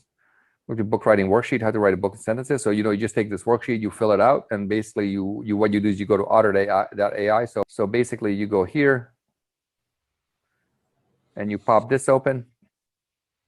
And you just basically write your book. So I'll show you a guy in our program, and with our program, his name is Jeff Miller. And what he did was he used this combo of this outline and talking like this. And he basically, how do you call it? Just wrote a 40,000 word book in like 2 weeks, going to his office or whatnot, right? So, we give you that. And basically, so after that, we help you figure all that out. Product title, everything, what the upgrades are, what your upsells, we help you figure all that out. And then what we do is after that, we basically go into the ClickFunnels account. Right here, we log in just like this, right? So I'm going to log in. So what I do is actually log in live like this. And what we do is we actually give you the funnel, right? Because the thing is like, there's two things you can do in this industry. You can basically go ahead and, do it yourself and kind of like guess. And this is where everybody kind of fails. That's why there's such a high failure rate in this industry. Or we can just give you this funnel. So all I do is I go to settings right here. And I basically go to share funnel, and I just give you this link, and now you have your own funnel. And then what we do after we give you all this, basically we hold on, and we spend we do 2 calls a week, Tuesdays and Fridays. The calls typically are scheduled for 2 hours. Sometimes they go for 3 to 4 hours. Everybody gets a hot seat on the calls. And as everybody gets a hot seat on the call, what ends up happening is like everybody's taken care of, so everybody can get results, right? And so the way it works is if you're new, so since you're going to be the newest member joining, see, I have the assumption that he's going to be a newest member joining. We're going to go ahead and, you're going to go first in the hot seat, right? So the next call is Friday, so today's Tuesday, so you'll be going. And what ends up happening is like when you join, we get you going right away. Like we don't wait. For later, so Chen says the script is better. It doesn't matter. This is just placeholder shit. You can use Google Voice if you want, And so what we do is next thing we do, we have Slack. So hold on, let me share my Slack with you. Let me find it. Slack active automatic clients. Can you see that, Tommy? Yep. Yeah, and so we have all the people here, basically, or all our members here. And so, if you have any questions or need help that are outside of those 2 hours, those 2 calls, on Tuesday and Friday, you basically hop on Slack and you basically ask us any questions here. So we have a very active community and it's very transparent. And so if I told you anything here that was full of shit, feel free to call me in front of everybody. There's 38 people in the program right now, and when you join, you can verify everything I told you is true. You can talk to all these people, right? And so basically, this is the call we did last week. So for example, let's see. So here's what the calls look like. Let me scroll. Where's that at? Right here. So this is the last call, Kevin. So I'm gonna hit play. Whoop. So this call was 1.5 hours because that was me recording that Kevin had no, that's Kevin's version. And my version here is, hold on, I did my upload here, and this one is 2 hours. So that call went for 3.5 hours. So the way it works, everybody has a hot seat. So we do that, and we basically, yeah, we basically work with you, start to finish. And so what I do now is while he's syncing that in, this is the trick, right? I'm gonna show you the trick, right? Hold on a second. What I'm doing is he's I'm letting that sink in and he's talking. I'm literally behind the scenes. What I'm doing right now is I'm going into Thrivecart and I'm getting the payment link. Literally, that's what I'm doing. So I'm getting a payment link and I literally have this open on my screen. And this is the magic trick right here. So basically, when you're going to the close, what you want to do is, you guys see that? I have this open. This is what I have right here, right? And I'm literally looking at this as he's talking because I want him to enter this in on his screen, right? So now, all right, Tommy, do you have any questions for me? No, everything looks awesome. All right, cool. All right, so I mean, what do you think? I'm trying to think. So typically, let's try it out. Let's try it out. So typically, what'll happen is they'll basically ask you a few questions, right? And what you do is you have to get them to ask how much, right? So basically it's you have to ask them, if they don't ask how much, that means they haven't bought in, they're not ready, right? And so you got to keep the conversation going, right? So what you do, all right, Tommy, yeah. So what kind of supplements do you think? What do you think? Oh, sorry. So I actually fucked up. I completely fucked up. So when I went into Slack, I do something else. Hold on a second. I missed a very important part. So what I do is after Slack, this is what I do. So let me show you actually. So before that, let me show you some of the offers, we help people create in the program. So let me pull these up. Hold on one second. Bear with me. Let me see what that looks like. Okay, so real quick, when you showed me the price page, right? That's before I even asked how much. I don't show you the price page. You don't see it. That's what I see. Oh, okay. That's why I thought you were. Okay. Yeah. So while I'm going through the process, I pop it open. I'm not sharing the screen. And I'm looking at it, and what it does, it motivates me to basically get you to the finish line, right? But before that, what I do is I'll basically say, all right, Tommy, so now you know how the program works. Let me show you some of the people that gone through our program. So this is Kevin. I already told you about him. Here's another guy, Mike. Basically, all he does is rents apartments, and he puts them on Airbnb, and he travels the world. So he created a book teaching people how to do that. I know he probably put $1 million out of it, maybe $300,000 out of this one total. It's pretty cool. This is Porsche. This guy, barely speaks English, but he's selling smart dog training stuff on Facebook. His CPAs are $20. Here, this is Dr. Antonio. I want to show you this doesn't work in just make money space. This is also in the what do you call it? This is also in the relationship space. So this works here. He's crushing it. Here's another one, Aligned Business Method. This is Camille. She did this offer. It's really good. So when she went live, she spent $80 and made $800 back. Now there's a big difference, right? And so some of these offers you'll see them running, and some of them you won't see them running. And the difference is some people like to build an offer, some people like to run the offer, but all the money is actually made in running the offer, right? And so people that are running offers obviously make money. People that don't run offers, they don't make money, right? So we talked about smart, and so here's another one right here. This is Nick. He helps people with generating LinkedIn, helping people get customers on LinkedIn. This guy Sven right here, he's in Bali. Man, he helps people. He's handsome. Yeah, getting people funding. Here's this lady right here, Deb. She sold a $5 book, and she got $45,000 sales, with this page to private pay therapists. And like the thing about therapists is like, they're the cheapest people on earth, and so, if it works for them, it'll work for anybody. Here's another one right here. This is this guy named Steve and his business partner, Ben, they're in London. And basically like, they're doing what you want to do with supplements in the back. And this is Impossible Diet. So this is kind of cool right here. And then, and basically what I do is I go so on and so forth like that until like, basically I just stack a lot of that proof that like other people are doing it. And then I open the tab and I say, do you have any questions? And then you'll either ask me questions, which are basically the objectives that I didn't cover, and I'll answer those. And then you'll get to the question of, well, how much? And then when you get to how much, I say, hey, so listen, like the way we price is basically like a justification price model. What that means is it's easy for you to justify. And the way it works is like, all you got to do is just get one high ticket sale in the back end, and that pays for itself. And that's $6,500, right? And so as far as timelines go, like I'll tell you about the timelines. And so there's two types of people that go slow and go fast, right? And so the go slow, go fast people typically can come in, and you're looking at 3 to 5 weeks from idea to market. There's a guy, I didn't show you his offer. I can show it to you if you want. Steve Mastrioni, and he's in the guitar space, right? So he came in, he went live in 2 weeks, right? So if you're fast and he executes, it's 3 to 5 weeks. If you take your sweet ass time, it's 5 to 12 weeks. Now, the important part there is the ranges, because human beings always are anchored the first one. So if you have 3 to 5 weeks, they only hear 3, they don't hear 5, right? So they think 3 weeks. If you say 5 to 12 weeks, they don't think 12, they think 5. That's really important. That's why I do that, right? And so basically it's 5 to 12 weeks, and basically you put them through this process. And anyway, so in 5 to 12 weeks, and that's it. And then do you have any questions? Yeah, how much? Yeah, all right, cool. So it's easy. It's basically like we have justification-based pricing. We help you put it all together, run ads, and get one high ticket sale. And basically it's $6,500, right? And then like, if, like you can see it, and then you can tell the tension in the voice there. And then he'll like, they'll like, well, do you have a payment plan? And then you'll be like, yeah, sure, it's this. And you send them a payment link. So you open up both links in the background, right? And you're like, here's the link. And then what ends up happening is like, so here's the link right here, Tommy. Go ahead and click on the link in the chat. And then once you take care of that, give me your email. And what I'm going to do is I'm going to go ahead and onboard you right away into Slack. I'm going to give you the onboarding worksheet to fill out, the book writing template. I'm going to give you the funnel. I'm going to give you all our ads and everything. By the way, I omitted one thing. Like when I talk about, we give you the funnel and everything, I also say, we give you all our ads, all our emails, everything. I just stack the fuck out of it when I'm doing it, right? Like I basically stack and stack. So basically I deck out so I take that whole point of possibility and attainability and I merge them, right? They're like 1-to-1, right?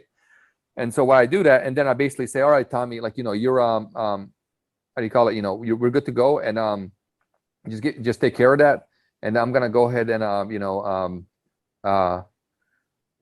to go ahead and, get you going, onboard you, welcome you to the family. And then, next call is Friday and you'll be the first to go. And then let's get to work and get your results. And you're like, fuck yeah, and then you basically pay it. And then I just give you your email, I onboard them. And then that's when you see me, hey guys, welcome this new person to Automatic Clients, blah, fucking blah, right? So, there you have it. I almost died teaching you fucking guys this thing. So any questions? I'm just gonna allow people to unmute themselves. It's free for all. You guys can unmute yourself and ask me any questions that you want. I imagine that some people may be wondering, well, what if I don't have overwhelming proof for a Slack group to start out, that type of stuff? That might be something that people might have some questions around. Yeah. So I mean, you stack it. Like you basically can't. Well, if you don't have any overwhelming proof, yeah. You use third-party proof. You start third-party proof of stories that you help people out with. You kind of use something that's like close as possible. Yeah. So for anchoring like that, if you like the news site stuff that we did for Gym Member Factory, exactly. Yeah. So the basic idea is like you got to have this onboarding worksheet and you wrap everything around that. And basically what that does, it makes it seem like it's almost like a doctor intake form, right? All right, cool. I'm trying to unmute him. Well, hold on, yeah, sorry. Unmute all. Allow participants to unmute themselves. Okay, sorry guys, I keep muting you, but you can unmute yourself now. Go ahead. Hey, so Alan, what about if it's like your first, your first high ticket sale into like a group program? You're like, how do you kind of tell them like, hey, by the way, you're the first member of my non-existent group coaching program? You don't say that. Yeah, I know. But what do you like? How do you kind of phrase that? Like basically, like, all right, you're gonna actually get more access to me by being the first person, or something like that. You just say, we again, we're not you. You can't use the word you Yeah. because you is small. It's we. We'll work with you. We'll help you do it. Right now, what we do is we work privately with clients, and what we're doing is we're transitioning out of working privately with clients over into group setting. And even though it's how do you call it even though if it's group setting, we do hot seats, so it's almost like one-on-one, and so that way we can help most people out. So that's how you do it. Cool. Thank you. Question. So, one of the things you said early on is it sounded like you were kind of looking for how impulsive they are. And, we've also talked about, external and internal decision makers. Are there other variables that you're trying to establish for each person so that certain, how you're going to dictate the call sort of later on, whether it's the close or some other part of it? Not as much. Like, I mean, so like when I do that Frank Kern and other people, I'm basically using external references. So this has like everything for every, like it has enough punch for every convincer channel. So it has enough punch for, the people that are, how do you call it? It has enough punch for, the external, internal, slow, high, whatever, it satisfies all needs. And that's why like closing rates like 90-95%. And also another one is like there's like numbers people, right? So are you saying that it sort of covers all bases? So even if sort of a numbers person you're dealing with, you're not necessarily going to change anything in the process you just went through? I mean, if it's numbers people, I basically will focus more on numbers slightly. Like they'll tell you in their language. If it's like broad strokes people, you do it, but it's like you kind of detect on it, Yeah. Mm-hmm.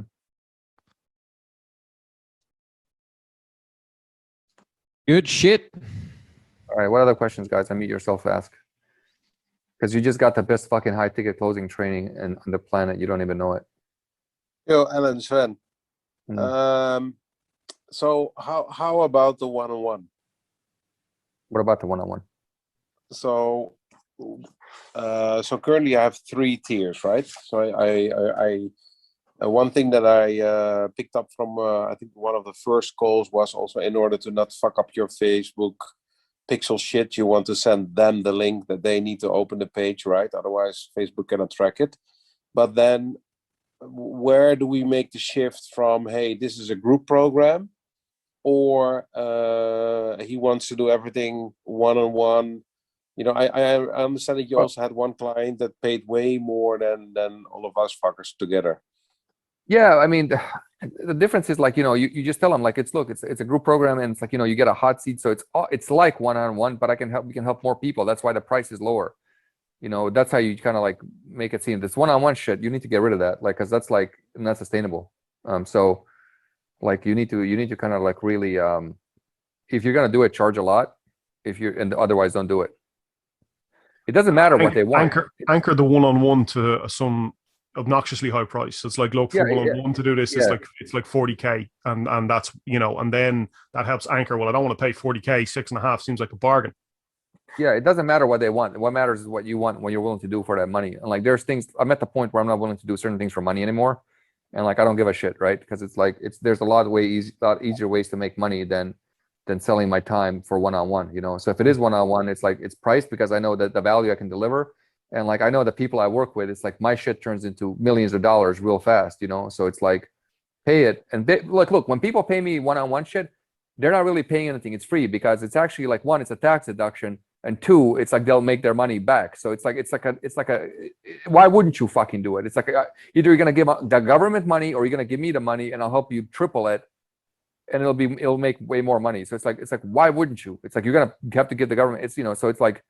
It's that, but yeah, no, I wouldn't do one-on-ones at all. Like I aside from it being high price, because again, it's not sustainable, man. It's like, it's not sustainable. Like I push the shit here in automatic clients helping people. And I got fucking like my help. Like even now, like you saw this on the call, this is the first time you guys see how like, how it gets me. And I did that for like months, and it was like exhausting, man. And so, but yeah, no one-on-ones, none of that. If you need a justification process for it, though, Sven, that I would anchor one-on-one as, if you want to do one-on-one, it's 35,000. If you want to do group, it's 5K or whatever your high ticket price point is.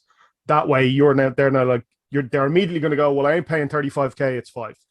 If you're feeling like you need something to handle that objection in people who want to one-on-one. They have the option. Hey Kevin, is that more of like a kind of like a still like a done with you like coaching one-on-one, or like a done for you, or does it not matter really? Let me preface this about one-on-one shit. Oh, by the way, guys, my medicine is kicking in, so I feel a lot better. The only reason you guys want to offer one-on-one is you don't believe your shit's worth it in group level. Yeah. That's it. That's the only reason. You don't believe your shit's worth it, and you're gonna sub-communicate that, and it's not gonna work. You guys got to get out of that shit. It's like, you know, you guys don't believe in your own products. If you have to pour your time out on one-on-one, you don't believe in your product or what you're selling, that it's worth in a group level. Well, Alan, I guess my question was more centered around like, you know, kind of offering like, you know, a combination of like the group coaching and then more of like almost like an agency service where it's like done for you as opposed to like one-on-one coaching. Yeah, like if you want to go in and automate everything for them, Tony, Yeah. it's like, look, I'll work with you. It's the 5K level. We'll do it in group. You can see what's happening. You can ask questions. I can give you a solution. Or if you want a done for you service, it's like 35K or whatever your way you want to do it. That and then you can actually fulfill on it in a done for you capacity. So yes, like that would be a more kind of that in your instance, it would be like a done for you model. Right. Okay. That's why I just wanted to make sure it wasn't crazy for, or if I was missing the point. Okay. Sure, and obviously they can't be displaced. Like it helps make the close because it just helps anchor people in the mind. Like, well, I can do it for this, or I can do it for this. I'll go to just like Alan said, it's 3 to 5 weeks if you really go hard, or 5 to 12 if you take their time. Like people anchor to the first price, not the second one. Yep. It's the same kind of thing, but there is also an option where it's like, and that can be. So you can use it as a double-tiered strategy. One is if there's someone who actually needs a done-for-you model, it's like, this is the pricing. 2, it's like, you know that they need group, but you want to handle the objection of, am I working one-on-one with you? Yeah, no, you can work one-on-one. It's 50K. Oh, I'll have the group. So the biggest problem I made when I sold high-ticket shit, whatever, is I gave the people the options of the range, right? So when you do it, like the range of timelines works, whenever you give the price range of shit works. So I had people come to me, right? And then I was like, you know, they're like, oh, I want to work with you one-on-one. And I'm like, yeah, it's between 3 and 10 grand a month, right? That's what I tell them. And every fucking time they'll come back and say, okay, let's do it at 3 grand instead of 10 grand. Whatever range you give, the anchor will be first. First. So like, you know what I mean? Because people want less, they want faster, they want cheaper. So if people come to you and they're like, one-on-one, you're like, well, it's 3 to 5 grand a month. Okay, let's go at 3 grand. You're like, no, it's 5 grand because of this. Well, you said it was 3 grand. Never give the fucking range ever. The only range you give is on the time deliverables, not the price. The price is the price. Mm-hmm. And this is also why with payment plans as well, if you do payment plans for your high ticket program, this is why you'll have a hard time with completion with them, because people will try and compress the whole program into the payment plan, which just isn't feasible for a lot of people. Like, yeah. So that you got to be aware of that as well. Is like, you know, payment plans can get. Yeah, that's a good question. That's a good question, because Alan was making a real good point in Nothing Held Back, where it says like, okay, the 1 to 10 arrangement, right, where people make their income and you can only charge them 10%. Mm-hmm. So I've been contemplating and thinking about that, but that would typically mean that if you put people on a longer payment plan, that you accept in certain matters that they don't completely finish it. Is that correct? I think payment plans work when there is an investment in the product, i.e. at the end of this payment plan, I will have it, you know? So it's like I'm buying a course, it's 3 payments. I will have my course at the end of my 3 payments. When it's with coaching, the problem is that it's like, perfect, here's my shortcut for getting the outcome I wanted from the coaching at 1/3 of the price. And if that outcome doesn't happen at 1/3 of the price for 3 payments of 2K versus 1 payment of 5K, I book and I don't go any further in my payment plan, because it's giving the customer a justification process to try and compress the value into a window that just can't be executed on. Yeah. So so the first step of like action for you guys is to do an onboarding worksheet, and then like create your like the pitch deck, I guess. So like for me, the pitch deck is the worksheet. You know, it's Slack, it's the ClickFunnels shit that I show them. It's the other offers that we help create, my experience examples. You guys have to create your pitch deck. So if you're gonna do it, You got to go create your own. You guys, feel free to copy our worksheet. I don't give a shit. Just take our onboarding worksheet and modify it, use it. I don't really care. Just modify it, but the worksheet is your centerpiece. You got to build that, at least 20 pages. It has to be at least 20 pages. And once you do that, and then you do the first thing I talked about in the video, then it's like, it's really good, You know what's also really funny about the worksheets? I use it for myself as well, and I completely undressed it. The first week, By the way, fuck, can I be honest with first- all of you guys? no, I've never read one of the worksheets anybody filled out. we Ever. know. And the It's reason, for ourselves, right? well, I do it for two reasons. I do it for two reasons. One of the reasons is, one, like once I just read a few sections of it, I know how to sell you more shit later, right? That's one. That's the section I care about. And two, it's basically to make you feel like, it gives you that momentum, like it gets you going, right? So typically in these programs, what it does is like you have to go watch a bunch of shit and you get going. Ours is inverse. Basically, it gets you interactive with the program. It gets you committed. And so like that's the thing. And so like when Alex and all these guys they're gone now, Carlos, they're like, oh, do I have to fill it out? Yes. I'm not saying yes to fill it out because I need the information to help them. It's like I want them to fill it out because they feel committed and engaged. When you get somebody to fucking spend 7 hours writing a 34-page worksheet, that means you get a lot of buy-in from them.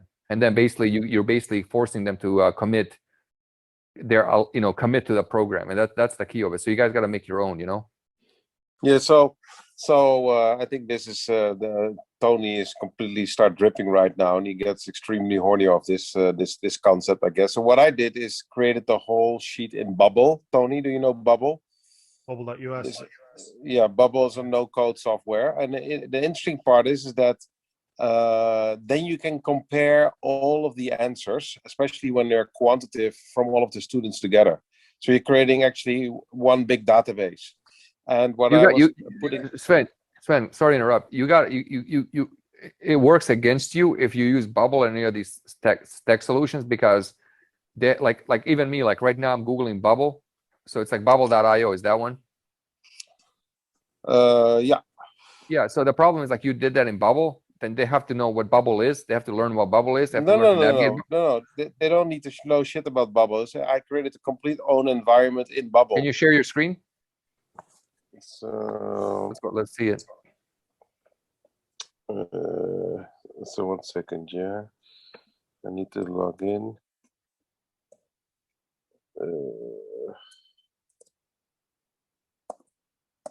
Bubble. So for example, my whole SAS, let me show the SAS, that's easier. So you want to keep this simple, because like if you say Bubble, you have to explain what Bubble is. You're gonna get them. You're gonna get them off track. I think he's just giving them a worksheet and then all the data is collated in Bubble. I think it's probably fine. Yeah. Yeah. That's fine. You just gotta. You can't. You guys. You can't overcomplicate it. Google Docs is plenty effective. Yeah, but the shitty thing with Google Docs is that for example, it's an aggregator. This is nice. So imagine Google Docs aggregated all the answers from one person in one place. That's kind of essentially what's happening here, Sven, right? Yeah. Yeah. So if that process works well, it is actually an improvement. But just don't. So if you want to supercharge it, and we like the look of Sven's thing, go for it. But don't complicate it for yourselves either, and keep it simple with Google Docs, because that's good enough. Yeah. Exactly. No, so one tip that I definitely want to give to you guys I was missing actually in your onboarding sheet that I integrated in my own, is that once you are filling it in, you want to actually put links there that once they are filling in the answers, it brings them, for example, to the headline page of ClickFunnels, right? It brings them, for example, to the sales letter.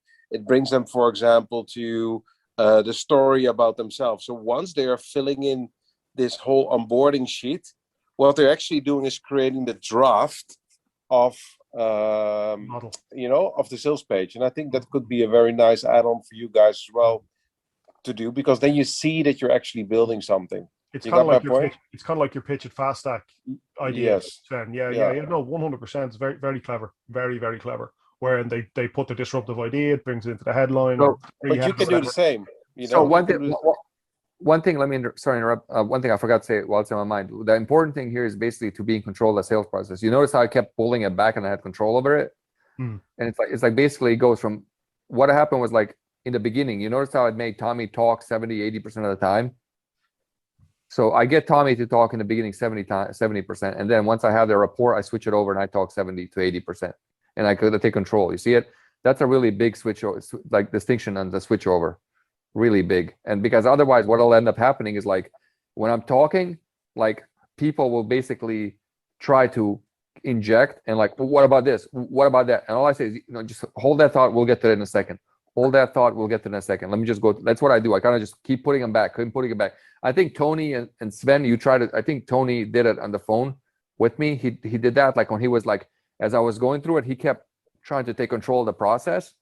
And I was like, hey, Tony, just hold that thought. And then I just kept going. And that's really important because if I let him take control of the sales process, what'll end up happening is I lose my flow, and that hypnotic. You guys notice when I was going through it, it's almost like you guys became hypnotized. It was like, I mean, who here, like, give me in a chat, like who felt like a hypnotic trance taking place where they just kind of get sucked into this reality, right? Yes, no, yeah, right. So you felt that. If you let them inject, that shit snaps out, and then it's like you lose the magic. That's really important. And the other thing is like what I do because of that is like they don't have any room in their minds to make logical decisions because it's all emotional decisions. So what Tony was trying to do when I sold him is that he kept trying, because he's very logical. He kept coming in and trying to like inject logic, right? And like his emotion in his mind, what was happening is like emotional and logical minds were fighting, and his logical mind kept trying to take control. And I was like, you're not gonna do it, right? And so basically, like I was like, that's what happens, right? And so it's like it's an example that people will logically, and what ends up happening is they have logical insertion and they take control. They automatically have space and distance from you that basically gives them a perspective and counterbalance, and they start looking for counterbalances to that shit. And once they start looking at counterbalances to that shit, it just falls apart. And so like Robert, I noticed when he sells on the phone, that's what happens. Because he's logical as well, he'll give people room, and then their logic, logical people will tend to logically enable this, and I don't allow it to happen, right? And so it's like, and that's why it's like, for example, with Matt Skelcher here or Mike, like I got a lot of money out of both of them, right, over the years. And it's like, I help them make a lot of money, but with them, they know, like if they get on a phone with me, the hypnotic effect will get on really quick. And they literally have to go, let me think on this, kind of like, they've learned to kind of like put distance between my words and their minds, because that way they can kind of come back and they're like, okay, I need to make a logical decision here because he's gonna fucking pull money out of me again. I mean, Mike, I'll unmute you, and Matt, you know what I'm talking about, right, Mike? And Mike's muted, but yeah, basically, yeah, there you go. Sorry, you guys, I'm on my mic here, trying to set it up. Can you hear me okay? Hello? Yeah, can you hear me okay? Yeah. Yeah, I actually wanted to ask you about this. Like, how do you prevent a logical thinker? Because obviously they just want to keep asking questions and stuff. Just hold that thought, bro. We'll talk about it in just a second. And then you just keep doing that, and then eventually okay. So I mean, Same thing. I've been doing a lot of phone closing. Hold that thought, Mike. Mike, just hold that thought, man. Let me just tell you how this works. Okay? Right. It's very subtle, right? You see that? You're not telling them no, just say hold that thought. Because what you're saying is like we'll talk about that later, right? And later never comes. And like you basically like what you're saying is like hold that logical thought. It's fucking me up. That's great. Yeah, hold that thought, Mike. Hold that thought. Yeah, exactly. So it's like Right, we'll get to that later. Yeah. I used to work at GNC, dude. I was like carrying 75% of that sale of that store. And then when I left, the store closed. Like, seriously, that's how good I was when I was like 17, 18. But yeah, just hold that thought. That's all you do. Like when somebody jumps in, just hold that thought. Just hold that thought. And you just keep going. Hold that thought. You keep going. Hold that thought. And you keep hold that thought and you keep going. Right. And later at the end, like you allow them to unpack it, like whatever they want to unpack, which is basically what's going to happen is they'll forget. What ends up happening is when you tell them hold that thought and you keep going, you know how like earlier I forgot what the fuck I was talking about? Yeah, it's the same thing. And when you tell them to hold that thought and you keep going, they'll literally forget what their thought was because they can't pay attention and they can't pay attention to that thought and what you're saying at the same time, so they forget. Mm-hmm. You know? Mm-hmm. And so their So thoughts mutate. Their thoughts mutate. And right, then, exactly. And then the thought mutates to you're by taking control of the sales process, you're leading them down the river as such, and they're enjoying the view, and they're like, I like this view. Right. I want Yeah. to stay in this view, rather that's than hey, I'm getting out of the river. You know what I mean? Yeah. So it's and then when they get to the end of the river, they go, "That's great. How do I go up and do that again?" Or I want to experience that. I want to experience that again, even better. Which is Right. the questions. Kevin, hold that thought for a second. Listen, Mike. Here's the other thing you do, right? If you say hold that thought too many times, they catch on to what you're doing, right? And so what you do is, like you say, hold that thought, and they say, we'll talk about it in just a second. I'll show you in just a minute. So you have different mutations there. So for example, Tony comes in. Tony, hold that thought. Blah blah blah blah blah. How about this, Tony? We'll get to that in just a second. Blah blah blah. I'll show you. Blah blah blah. I'll show you in a minute. You see what I mean? You keep doing that. You keep doing that, etc. Like, so what you do is, Tony, I'm not making fun of you. I'm just, because the thing is, like, out of all of us, you have the most processed and logical mind in the group, and that's why I'm just using you as an example. You're a great counterbalance. Exactly. Yeah. Like, you're really good at logic. And so, like, I like Robert is like, Robert is like that too, but in like to a less degree than you, but like, you're pure logic, So what you do, Mike, is you want to have different forms of this. Hold that thought. We'll get to that later. I'll show you in just a second. Oh, that's a great idea. And that's a great, Mike. That's a great idea, but let me show you this thing for right now, right? You just basically keep deflecting them. You don't allow it. And what happens is they literally forget. Mm-hmm. Yeah, it's interesting. Hey, I've seen Alan. like the pattern. Oh, sorry, go for it. So What? go ahead, Matt. No, I was just gonna say, I've been like doing these sales calls over the past couple weeks. I've seen the pattern. There's really like three types of people that I've noticed, at least. There's the kind of like emotional buyer, which is the best type of sales call. Then there's the logical person, which can be a little bit more annoying. And then there's like this other category, which is like the skeptical person, which is maybe a mixture of both. But normally this person has experience with sales, and they just think they know what's going on, right? And like, even if the product is like a perfect fit for them, they have so much of a guard up because I know there's a sales call. Like, Alan, I mean, I know you mentioned kind of trying to crush that objection in the beginning, but do you have any other advice when you know somebody's just like really putting their guard up? Yeah. I'll tell them. You just basically want to like make, like, the biggest thing with people that have their guard up is that they ultimately want to feel understood, right? And so what you do is, like, you want to basically, the way you get people to let their guard down is you want to communicate with them so they feel like, he understands me, I can let my guard down. The only reason people have, especially women, the only reason women have their guard up is because they feel like somebody on the other line doesn't understand them, right? And so basically it's like, listen, it's like, I understand your story. I know what happened. I know what you've gone through. We work with a lot of women that got through the same process, and it can be tough, out there to be so open and vulnerable, because, not a lot of people want to help you out. And so, like stuff like that, you basically open it and you give them permission to be open through that. The other big thing is, like, do you get on Zoom? Do you get on camera, or do you like not get on camera? No, we just do the call. Yeah, don't do camera. Don't do camera, because what I found was, like, when you get on camera, the hypnotic trance doesn't work. They start looking at your office, your nose, your everything. They start looking at everything. I never get on camera. And what I do is I tell them, I just updated my Mac. It's beta. The shit doesn't work. Don't ask me. I basically squashed that early on, because they'll be like, can I get on camera? I'll be like, no. Well, why not? And so when you say my Mac doesn't work, they don't ask that question anymore. Yeah. Right. Yeah. And it's a big thing. And it's interesting. Like, when I've done this on people and they were on camera, I could literally see their physiology change, their face change. Like, guys that wanted it, didn't have money, their face would just drop. It would literally drop, So, yeah, it's very funny that you said, because I literally said to the guy when he said, like, can you please put on the camera? I said, like, no, because you will not pay attention, so just keep it simple. I wouldn't say that. That's kind of harsh. I would just say, I would, man, but it's like I've just updated my computer and Zoom's security settings are preventing me from the camera working. You're correct in what the issue though is, Fen. Like, that's hitting at that's the logical answer. It's the truth. It's like, I'm just gonna it pulls focus on what we're talking about here. Yeah, exactly. So, any other questions, guys? And ask anything. I'm an open book while I'm here.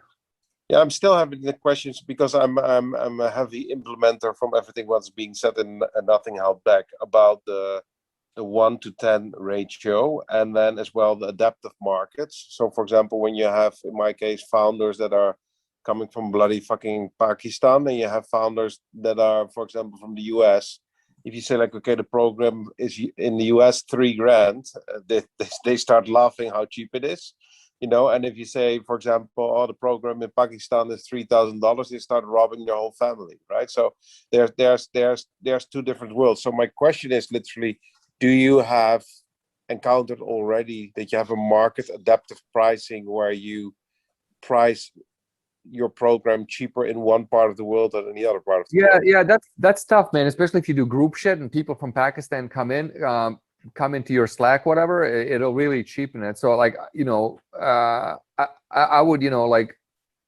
I mean, look, the reality is if you like, look, man, if you go chase people in Pakistan, they don't have money, like, what good are they to you long term?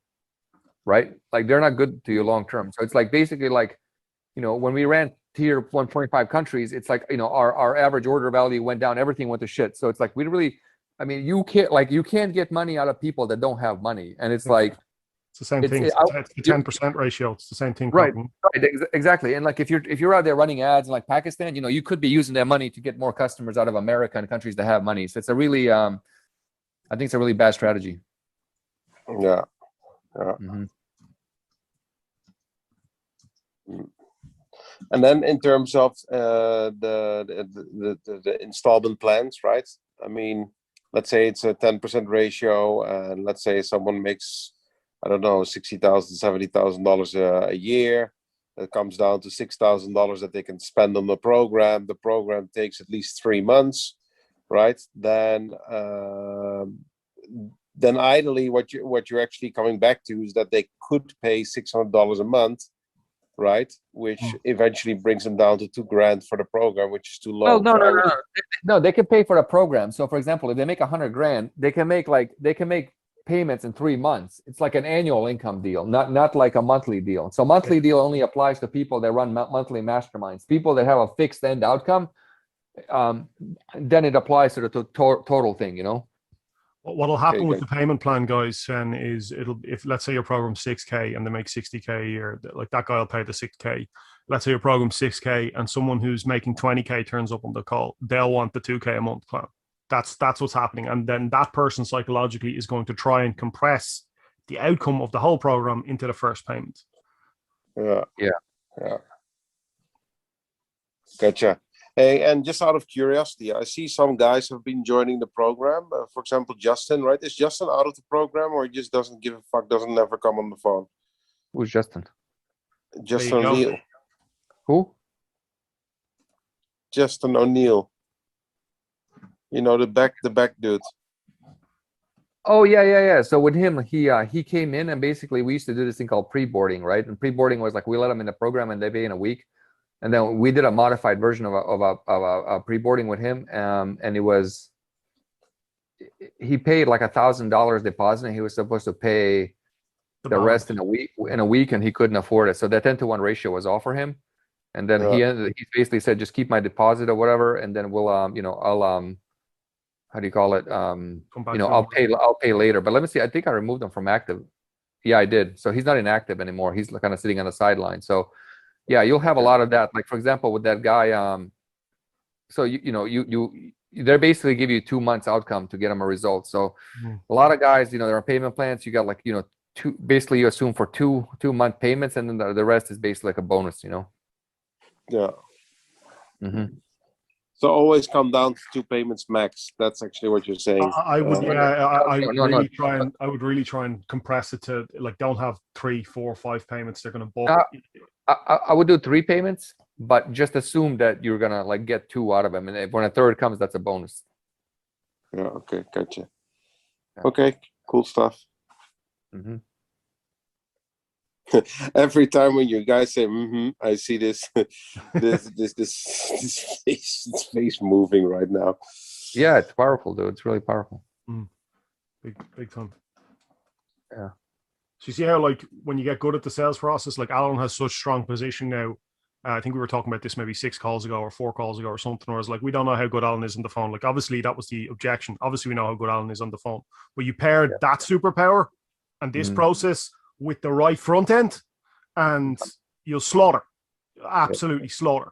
So Yep. it's and this is what I was saying. I was saying to Joe and Jamie, or it's like, you know, just do your mastermind in Slack. Don't like do it in the environments that we're comfortable with. And it's like, or if you fuck up your Facebook group, you better be a slaughterer on the phone, because anyone who turns up and are unaware, you better be as good or better than Alan. Do you know what I mean? To make your life easy. But if they come to you without this kind of emotional charge and the pre-framing, and Sven, you're doing your 7-day fast start and stuff that's helping all of that. You know what I mean? They're consuming that, and then they're getting to the phone much hotter and much warmer. You know, but if you mess that stuff up, it makes this job on the phone 50 times harder, and you got to be way better. And any of the incongruencies or space you give someone to kind of think for a minute, and like, you know, if you let them take control of the process, it's like, hey, can I ask something? And you're like, yeah, what's up? You know, and then they go, well, what about, you know, this part of, like, how do I send all these emails to get my founders to come and find me, or whatever? What kind of, or whatever it is, whatever the logical thing is for you in your example, that pulls the frame way too much. Whereas, you know, if you've gotten them supercharged by the time they get to the phone, and you pair this together, this is why 90-95% close rates start happening on the phone. Yeah, So- I can't believe I didn't teach this shit until now. It's crazy. It's been like a fucking year. Nobody was taught how to do high ticket shit by me. Well, you did a little bit Can I of share with something? the Irfan. We did a little bit of with the Irfan kind of strategy early on as well. So like, it must be too hard on yourself in that regard. But like, that's more kind of the standard call booking process versus this kind of, which is your modification of it. And not even modification, it's actually reinvention of it. I like this process better because it creates a better customer. It's 100%. easier and it can be taught, and it works better. And my closing rate's like 95%. And you guys can see, all of you work on you, so you can't say it doesn't work. Really powerful stuff. So so homework for you guys, like, start creating those worksheets, and we can start helping you. Let me share the onboarding worksheet, our onboarding worksheet. You guys can just copy as much of this as you want. I don't really care. Just, there it is. I sent the link right there. Copy that and model it. And then, like, next call, come back and we can start helping you architect your high ticket sales stuff. Because once you do this, it's like people like literally give you money. You know, it's really powerful. And I haven't seen anybody teach it, to be honest. Like in the industry, like, I have no, this is the best selling model, in my opinion, from like start to finish, from like, inception to actually people giving you money, from like, the ideas and how to start planting ideas out there to people giving you money. And so, like, right now, like, I'm gonna form a Nothing Held Back mastermind, right? And I'll tell you how many people I have on the list, on the waiting list, that, like, about $20,000 to $30,000 a year. Hold on, let me see. Hold on a second. 1, 2, 3, 4, 5, 6, 7, 8, 9, 10, 11, 12, 13, 14, 15, 16, 17, 18, 19, 20, 21, 22, 23, 24, 25, 26, 27, 28, 29, 30, 31, 32, 33, 34, 35, 36, 37, 38, 39, 40, 41 people so far that literally want to give me $20,000 to $30,000. So let's see the power of this. 41 times 30,000, 1, 2, 3. That's $1.2 million created out of thin air. So in 2 months. last time you talked about leveraging your cash. So if you spend it in Asia, you have 3 times more value for the same cash. Yeah, but you also have, like, 3 times lower quality of life. My family isn't there. It's like, I don't know, the country. So some things you can't put a price on. You know what I mean? And like, those things are like my family, my dogs. Where I live is important to me, and so it's like, I wouldn't. Yeah. I get it, but it's like, it's just not. It's like, I value other things than just having a dollar go that far. Absolutely. Alan, can I share something? Yeah.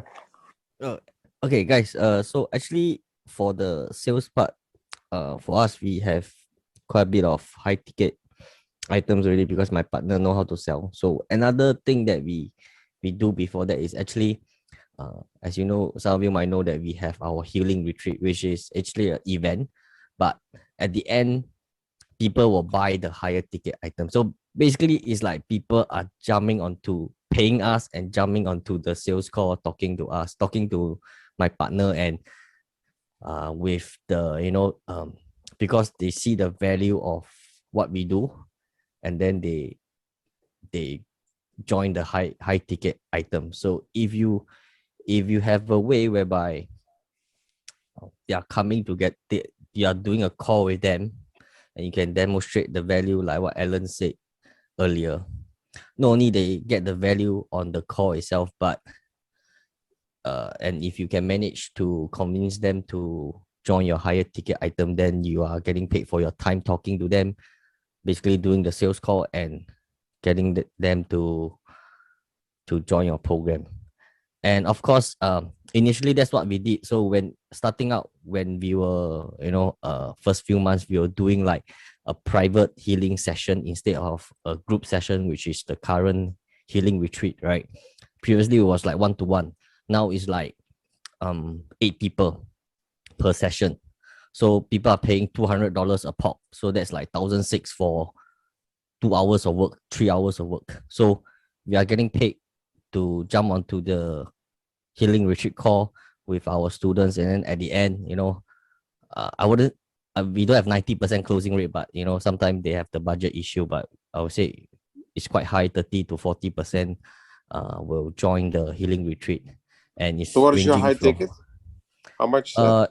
it's the customized healing. So because during the healing retreat, we identified why they are having the problem they have, and it's very convincing because my trainer will tell them things that only they will know. So she's a bit of a psychic, right? So only things that they will know, and they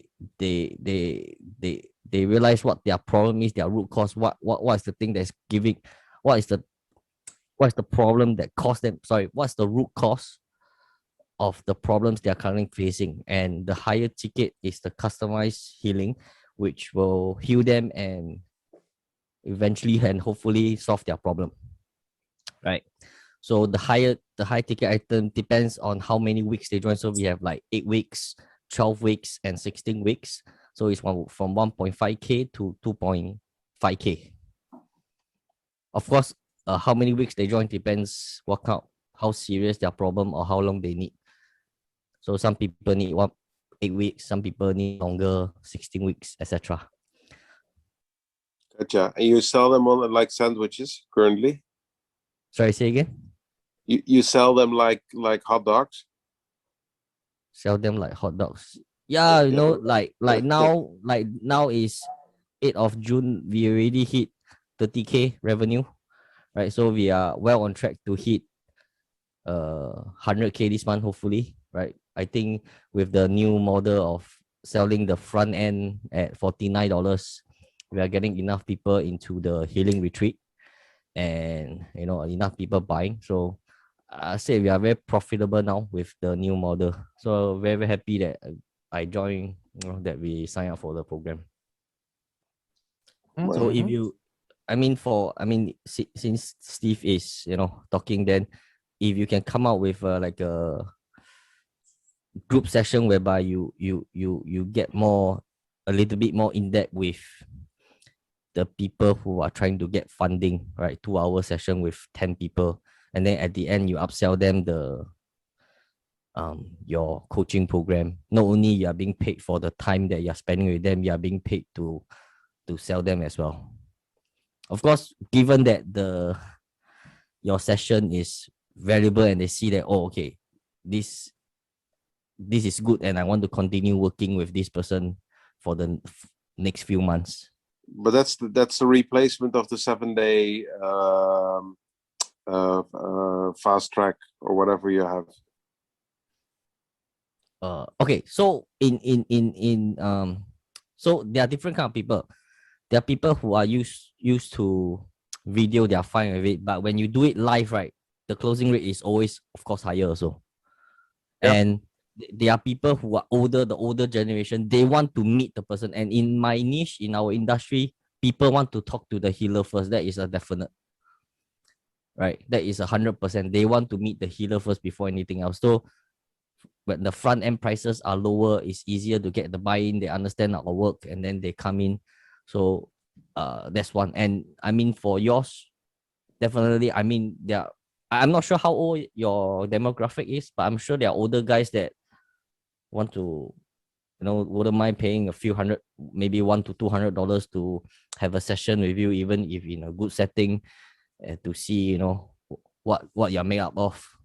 before they proceed to even do a sales call. And I believe a group session has more value because you can demonstrate, and it's a group setting. You give people the opportunity to observe you, observe your expertise, observe whether you are the kind of person that they want to work with.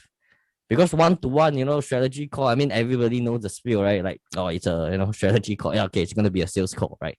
But if it's a group, it's a bit of a preview.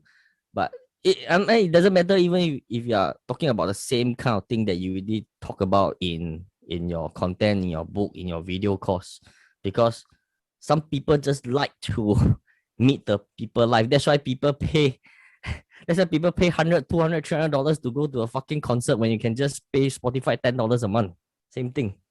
Yeah. Hey Chen, for your group calls, like how much do you focus on like like on individual versus like how much do you kind of like spend like kind of like talking and teaching the group, or how do you kind of balance that, and how long are your sessions? Okay, currently, right? So at the initial, I just maybe restart. At the initial, it was a one-to-one private healing. It was good that you asked that question. So it was 90 minutes and it was $200, right? And then we know that will be a bottleneck, right? Because my partner is the only one that can do the private healing session. So we have to find way to turn it into a group session so that we can talk to more people, right? So we turn that into a group session. We call it the healing retreat, right? Also sell at $200, and then we price anchor the private healing to $500, right? So that's one point that we did. And then to answer your question of in terms of content, it's not really content. Is we actually still do the healing. We maybe spend about 20 to 30 minutes to go over some concept that is already being mentioned in the course, right? By right, they should have gone through the course already before they come onto the healing retreat. Because if they come in without going through at least 50% of the content, they will be very lost. So that is the awareness thing they need to have. If not, they are very confused. They will right. Yeah. So even now we want to make it shorter. So we want to turn the healing session of 8 to 10 people, 3-hour session to a 2-hour session. So when people sign up, they will go through. We will prepare a 30-minute to 1 hour video for them to watch before they jump onto the healing retreat, so that they are well aware what is expected, what they need to do, etc. So basically the instruction and a few key points, key theory that they have to understand before they come in. And that's your upsell, right? Sorry? That's your upsell, right? The private healing retreat. Oh, sorry, the healing retreat. So our healing retreat is the upsell one. Yeah.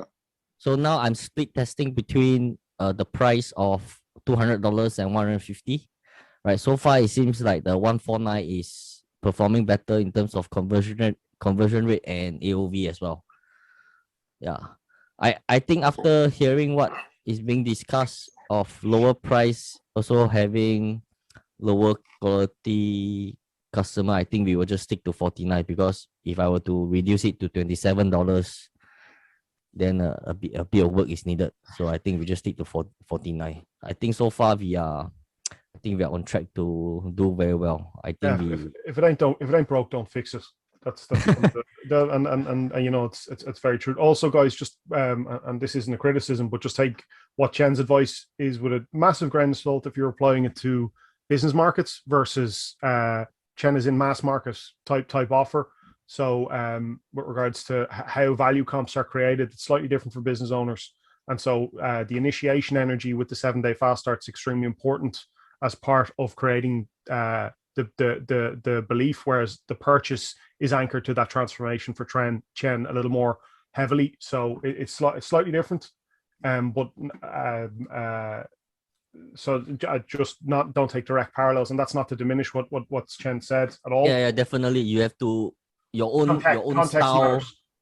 your own style, your own market. I wouldn't know, because we make so many changes along the way. Yeah, we have been doing this for with this online thing for 8 months. We make so many changes like every other week, and my partner is so frustrated. Like they sometimes we can't even keep track what price we are selling it at.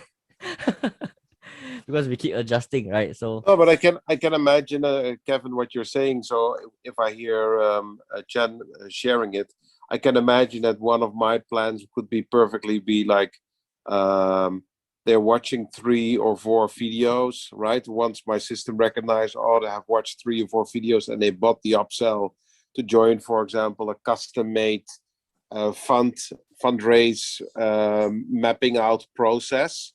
Where I walk them through, and you have 10 people in the call that pay you $150, is $1,500. Well, that's well spent. Then it's a relatively easy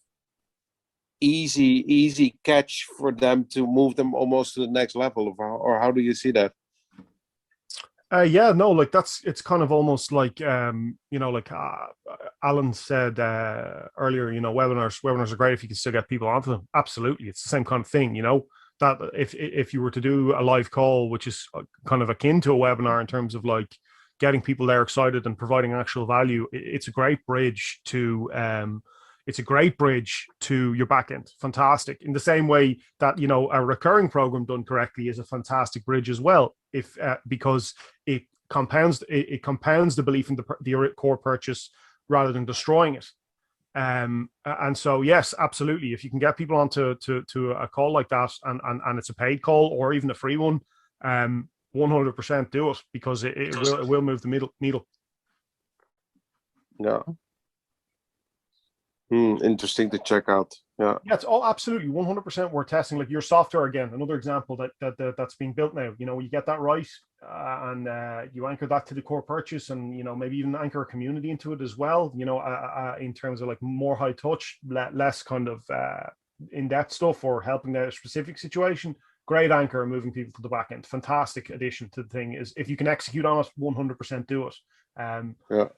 So yeah, like absolutely 100%. If you can create those kind of like small group calls for like $150, and you can get 10 people onto it, where it's like a mini workshop almost, do it, definitely. Yeah, I think it's a really nice thing to do, a workshop where they come on, right, and once they go out, they have literally created their results. It's instantly your credibility grows on the call each minute passing. So I think that's and you can collect testimonials. Yeah. Right. Yeah. So like over the weekend we re-recorded our 2-day training because we want to update the content, and we got like 40 testimonials. Now I can just put onto my website, because previously I was so lazy to get it right. So we did that, and we asked for testimonial, asked for a review, and now we got a lot more. So when you do activities, you always have the opportunity to ask for some sort of testimonial to add credibility to your business. cool. Yeah. So Kevin, I'm going to tomorrow. I'm going to buy the Hyro stuff. Okay. Just for your information, and I'm putting my whole ads in Reboot. I'm not happy with the current ad, so I've literally went through all of the Alex Becker ad hacks and tricks and shit with his crazy, I don't know what he's having in his hand, like a lighter or something, I'm making. Yeah. I think Chad knows what I'm talking about. Yeah. Where, it's the thumb drive, brother. Yeah. It's the thumb drive. So I'm trying. But his ads is good, It was. I mean, I went through all his video on the Facebook ads and YouTube. It was, to be honest, very decent concepts. Yeah. Alex is great. He's definitely worth. Any of his ideas are 100% worth testing. Absolutely. I think also his ideas will eventually drive more views, more clicks, more curiosity, and eventually drives a more affordable CPA. That's my point. The beautiful thing about his software, Hyros, is it'll tell you immediately if it's helping or not. So that's the thing. It's like, this is the beauty of having objective data versus subjective data in the ad account. We'll know where the sales are coming from. So once you can anchor a sale back to a click properly with pretty much 100% accuracy, That's when you can go wild. And now in your position, Sven, we've beefed up your economics a lot. It's ready to go and go wild, and then see what comes back. Yeah. So yeah, let's get it installed. Flick everything back on. Flick on the new test. Obviously, all within the constraints that you're comfortable with in terms of ad spend, and then kill the winners, kill the losers, scale the winners. Yeah. Do you Hey, also Steve, just a test- quick tip for you before you go, because I'm not sure what your ad account, I mean, in terms of your currency, right? Yeah, now you're selling USD on your sales page, right? So your ad account, you want to do, if you are not using USD already, you want to create another ad account using USD. That's one thing. Yeah, you. So I'm doing USD. No, I think Yeah, then that's fine. I think Joe might not be using US dollars.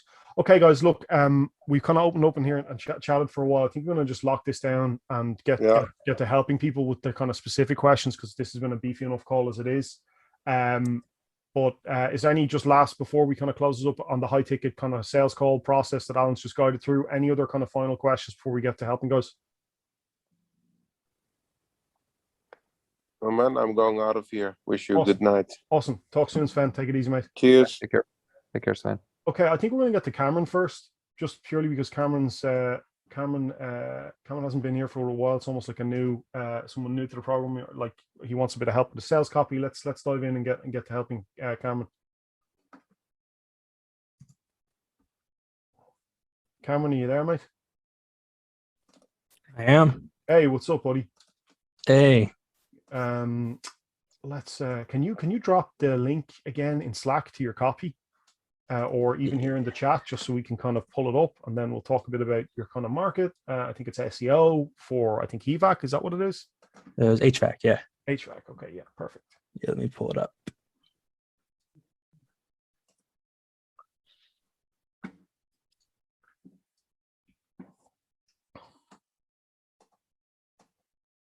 Oh, Joe has another question on high ticket. Joe, I'll answer that for you properly again in a minute. Essentially, the shorthand is, if you don't have overwhelming client stuff, focus on your transformation. So Jamie's transformation, and also, this is one other reason why, when I said maybe you guys make the guys a website framework that you give them as well for some of them. It's like, we're going to give you this website. This is what your new freelancer website's going to look like. That helps anchor, like, oh, it's making it tangible and real. Okay, perfect. Yeah. Hey guys, I gotta hop off. Got issues. I'm gonna go try to kind of recover from this thing. Still kind of lingering. Kevin, I'm gonna make you a host, if you can just start recording, and I'll stop recording, and let's see. I'm gonna make host. No problem. Host, or I'm gonna stop recording.